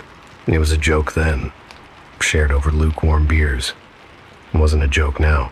The tension peaked when Clayton wandered a few yards downstream to scout the next bend and found Benjamin's windbreaker snagged on a half-submerged branch. It was torn to shreds, the fabric saturated with dark, iron-smelling stains that the water refused to wash away. He held the damp cloth in his hands, feeling a cold vibration move through his fingers. Benjamin was standing right behind him back at the raft, yet here was his jacket, destroyed and discarded. That's not possible," Benjamin whispered, appearing at Clayton's shoulder and staring at his own sleeve. He reached out to touch the torn fabric, and for a second, his hand seemed to flicker, turning the color of wet ash before snapping back to life. The shocking reveal came as they launched their yellow raft back into the main current, desperate to reach the campsite before twilight turned the river into a blind alley. Clayton looked back and saw another yellow raft emerging from the mist. Exactly 50 yards behind them, it carried 4 men. As the distance closed, Clayton felt his heart stop, or rather, he felt the hollow space where his heart used to beat. The man in the bow had his face. The man in the stern was Garrett. They were being followed by themselves, or rather, by the versions of themselves that hadn't yet realized the trip was over. They were the source, and Clayton was the echo. "We have to outrun them," Garrett screamed, his knuckles white on the paddle. But the raft felt sluggish, heavy, as if it were being pulled from below by hands they couldn't see. The rapids ahead began to announce themselves with an elemental roar that drowned out thought and replaced it with pure, vibrating terror. Clayton watched the version of himself in the other boat. That Clayton was laughing. That Clayton was alive. He saw that Clayton wave at the eagle overhead, oblivious to the jagged rock waiting just beneath the foam. And then he saw at the hidden rock, the sudden flip, the moment the water claimed them. Clayton realized with a sickening jolt that he wasn't watching a pursuit. He was watching a recording of his own death played back in 3 dimensions. That night, they made camp under a massive pine tree that looked like a bleached bone. The silence outside was absolute until the metallic sound of the tent zipper echoed through the campsite like a gunshot. Z-zip. Clayton lay frozen in his sleeping bag, staring at the nylon ceiling. He counted the seconds. 17 seconds of silence, just like the gap on David's TV screen. Then the wet, rhythmic dragging sound began. Shclack. Shclack. Something heavy was being pulled across the sharp rocks toward the tent. The tent flap opened slowly. A figure silhouetted against the bright, impossible stars stepped inside. It looked like Garrett, but its skin was translucent and mottled, and water trickled from its mouth with every shallow, liquid breath. It was a Garrett thing, a hollow shell of his friend, its eyes wide and vacant. It reached back into the darkness and dragged something into the center of the tent. It was Garrett's actual body. Waterlogged, eyes rolled back, skin the color of a fish's belly. The body was cold, smelling of ancient silt and decay. "The river keeps what it takes, Clay," the Garrett thing rasped, its voice a wet gurgle. "We're just the echoes now. We're the ghosts haunting our own vacation. You can keep pretending the sun is going to rise, or you can wade back in. The middle position is waiting for you. It's been waiting since the first rapid." Benjamin pulled out his camera with shaking hands, the only piece of gear that had survived the hallucination. He looked at the memory card, scrolling through the last few frames. There were no landscapes. There were no shots of the eagle or the pines. There were only hundreds of high-definition photos of their own corpses tangled in the driftwood downstream, their eyes open and staring into the void, their mouths filled with salmon river water. "This isn't a transition," Clayton said, his voice breaking as he looked at his own dead face on the small digital screen. "It's a trap. We didn't survive the rapids. We just haven't stopped fighting the current yet. The river isn't leading them to the afterlife. It's a loop of eternal drowning. A liminal space where the trauma repeats until the soul is worn down to nothing but white noise. Garrett wasn't a hero in the dream. He was the usher." Clayton stood up and walked toward the water's edge, the Garrett thing following close behind, its footsteps silent on the rocks. The other raft was already there, waiting in the fog, the living duplicates reaching out their hands to pull the dead ones back under. A cycle of recursion that had no end. Have you ever felt like you were just going through the motions, like you were watching a movie of your own life? Hit that like button if you've ever had a dream so real you woke up checking for bruises. And subscribe, because the river is long, and we have many more banks to visit before the night is through. Let me know in the comments. If you were in that raft, would you take the middle position, or would you try to swim against the current of fate? The cold river becomes the humid, stagnant breath of the city's underbelly. Clayton sinks into the black water, but the water turns into the thick, organic reek of a Tampa sewer. The drowning doesn't end. It just moves underground.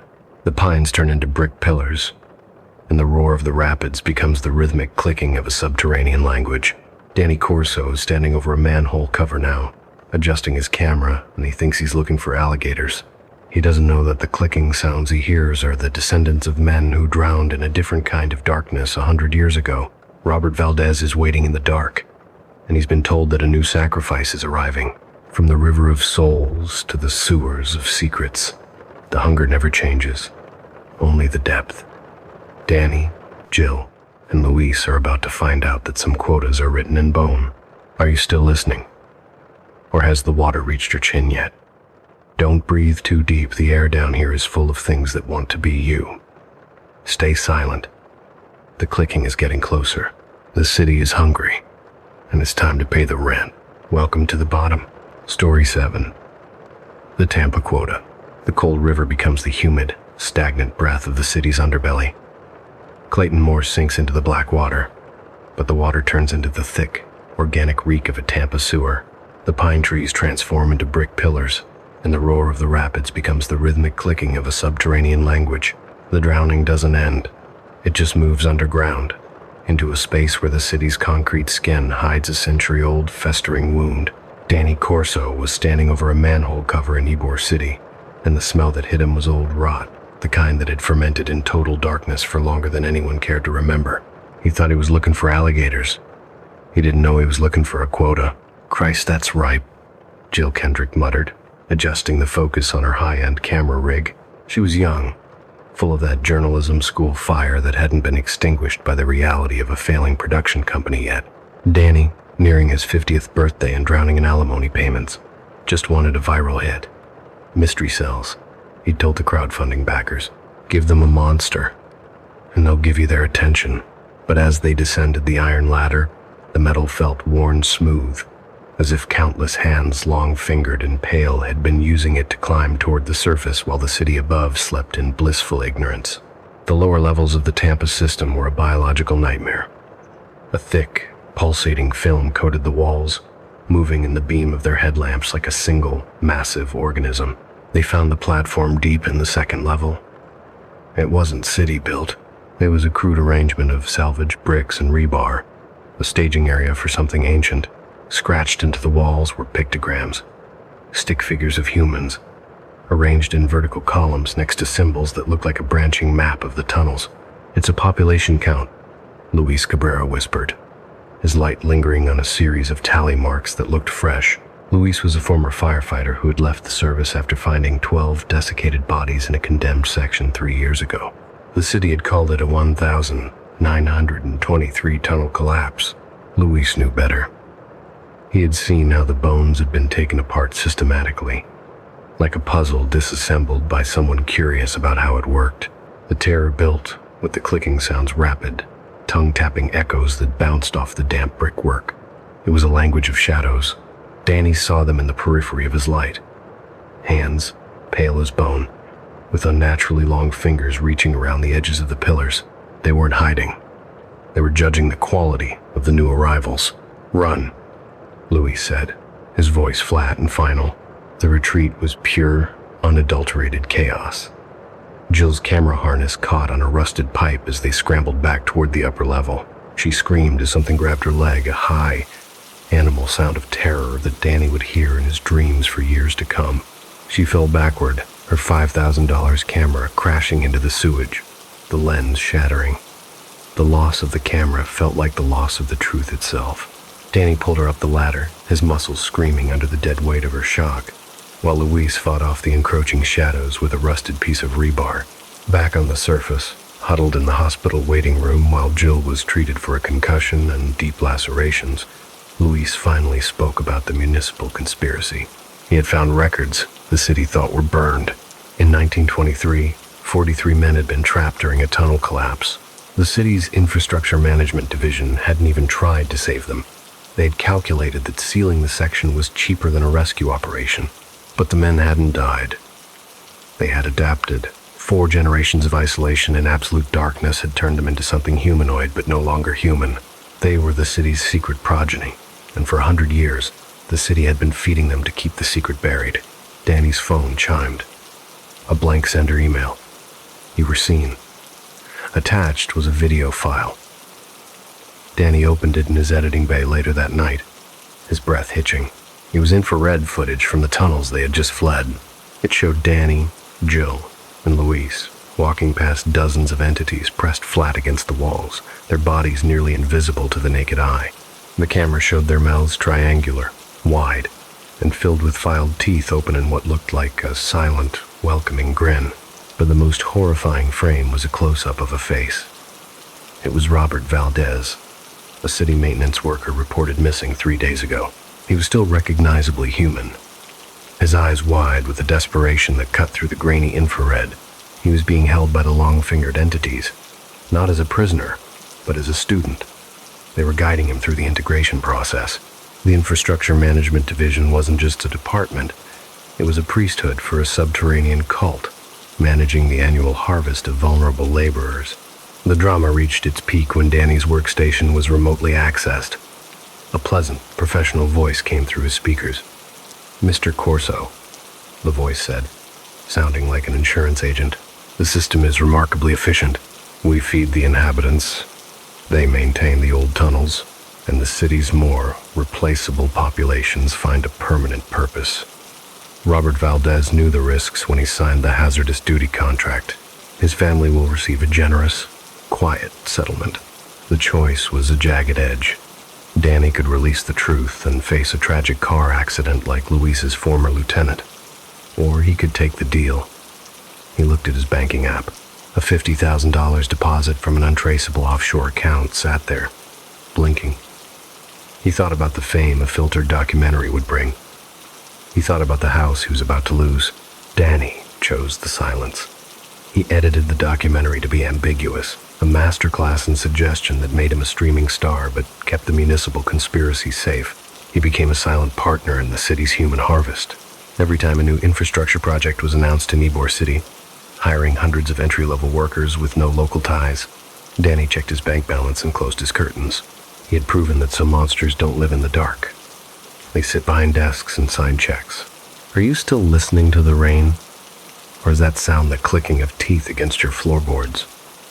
If you've ever suspected that your city was keeping a secret under your feet, you're probably right. Hit that like button if this story gave you the chills you came for. Subscribe and hit the bell, because once you know the quota, the darkness starts counting you. Robert Valdez is still down there. He's finished his integration now. He's forgotten his wife's name. He's forgotten the sun, but he remembers how to click. Don't look at the storm drains on your way to work tomorrow. You might see a pale hand waving back. The system is stable. The price is paid. And as Danny Corso closes his laptop, the red light of the security camera in his office blinks once, like a heartbeat or a lullaby. Sleep now, because the stories are only stories, until you open your eyes and realize the door to your room isn't just locked. It's being guarded by the very walls you trusted. The cycle has come full circle. We've counted the buttons at the merchandise mart, pulled up the harvest gold carpet, fled the haunted apartment on Polk Avenue, and felt the icy grip of the Salmon River, only to find that the city itself is a cage built over a hungry mouth. But don't let the fear keep you awake. The clicking is just a rhythm, and the darkness is just a blanket. Tomorrow night, we'll find a new way to explore the things that should have stayed hidden. Thank you for staying until the very end. Your presence in this global community makes the shadows feel a little less crowded. Sweet dreams, my friend. See you tomorrow night, if the room lets you wake up. The silence is finally complete. The system is stable. The price is paid. And as Danny Corso closes his laptop, the red light of the security camera in his office blinks once, like a heartbeat or a lullaby. Sleep now, because the stories are only stories, until you open your eyes and realize the door to your room isn't just locked. It's being guarded by the very walls you trusted. The cycle has come full circle. We've counted the buttons at the merchandise mart, pulled up the Harvest Gold carpet, fled the haunted apartment on Polk Avenue, and felt the icy grip of the Salmon River, only to find that the city itself is a cage built over a hungry mouth. But don't let the fear keep you awake. The clicking is just a rhythm, and the darkness is just a blanket. Tomorrow night, we'll find a new way to explore the things that should have stayed hidden. Thank you for staying until the very end. Your presence in this global community makes the shadows feel a little less crowded. Sweet dreams, my friend. See you tomorrow night, if the room lets you wake up. The silence is finally complete.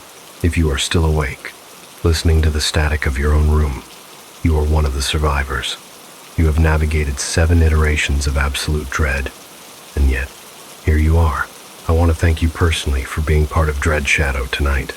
It is your presence, your willingness to sit in the obsidian darkness with me, that keeps this sanctuary alive. We are a community built on the shared understanding that the light hides more than it reveals. Before you finally drift off, take a moment to look at the shadows in your own room. Do they look familiar? Or is there a new shape among them, a dark-coated figure waiting for the clock to strike midnight? The paradox of sleep is a strange thing. We seek out these tales of chaos and entropy to find a moment of peace, a way to quiet the noise of the linear world. But remember, once the stories end, reality doesn't just resume, it adapts. It incorporates the fear. It learns from your reactions. Every story we've shared tonight is a warning about the thresholds we cross every day. The elevator button you didn't count, carpet you never pulled up, the neighbor you never spoke to. These are the cracks where the loop begins. The rain outside is still falling, a rhythmic tapping that matches the frequency of the subterranean clicking beneath Tampa. It is a soothing sound, yes, but it is also a secret. It is the sound of the world breathing through its teeth. January 1st is always coming. The basement is always waiting, and the neighbor is always watching. You have finished your business with the stories for tonight, but the stories are not yet finished with you. They will follow you into the gray space of your dreams, where the Salmon River flows backward and the apartment on Polk Avenue has infinite rooms. If you enjoyed this journey into the void, please don't forget to hit the like button and subscribe if you haven't already. It's the only way to ensure the sanctuary doors stay open for the next session. And if you're feeling brave, leave a comment below. Tell me, which of tonight's shadows is going to follow you into your dreams? Are you counting buttons with David? Or are you waiting for the fire escape with Diane? I read every single one of your stories, and it makes the global community feel like the living, breathing organism it is. We are all survivors here. We are the ones who don't blink when the TV shows us our own reflection. But, seriously, did you lock your door before you sat down? Or did the room lock it for you while you were distracted by the screen? It's a curious question, isn't it? One that you won't be able to answer until you try to leave. But for now, just relax. Lean into the Harvest Gold fibers of your own comfort. Let the ad-free silence wash over you like a cold current. You are safe here, in the gap between the words and the void. I truly appreciate the likes, the subscribes, and the comments that bring our global community together. It reminds me that even in the deepest shadows, we are not truly alone. We are just overlapping.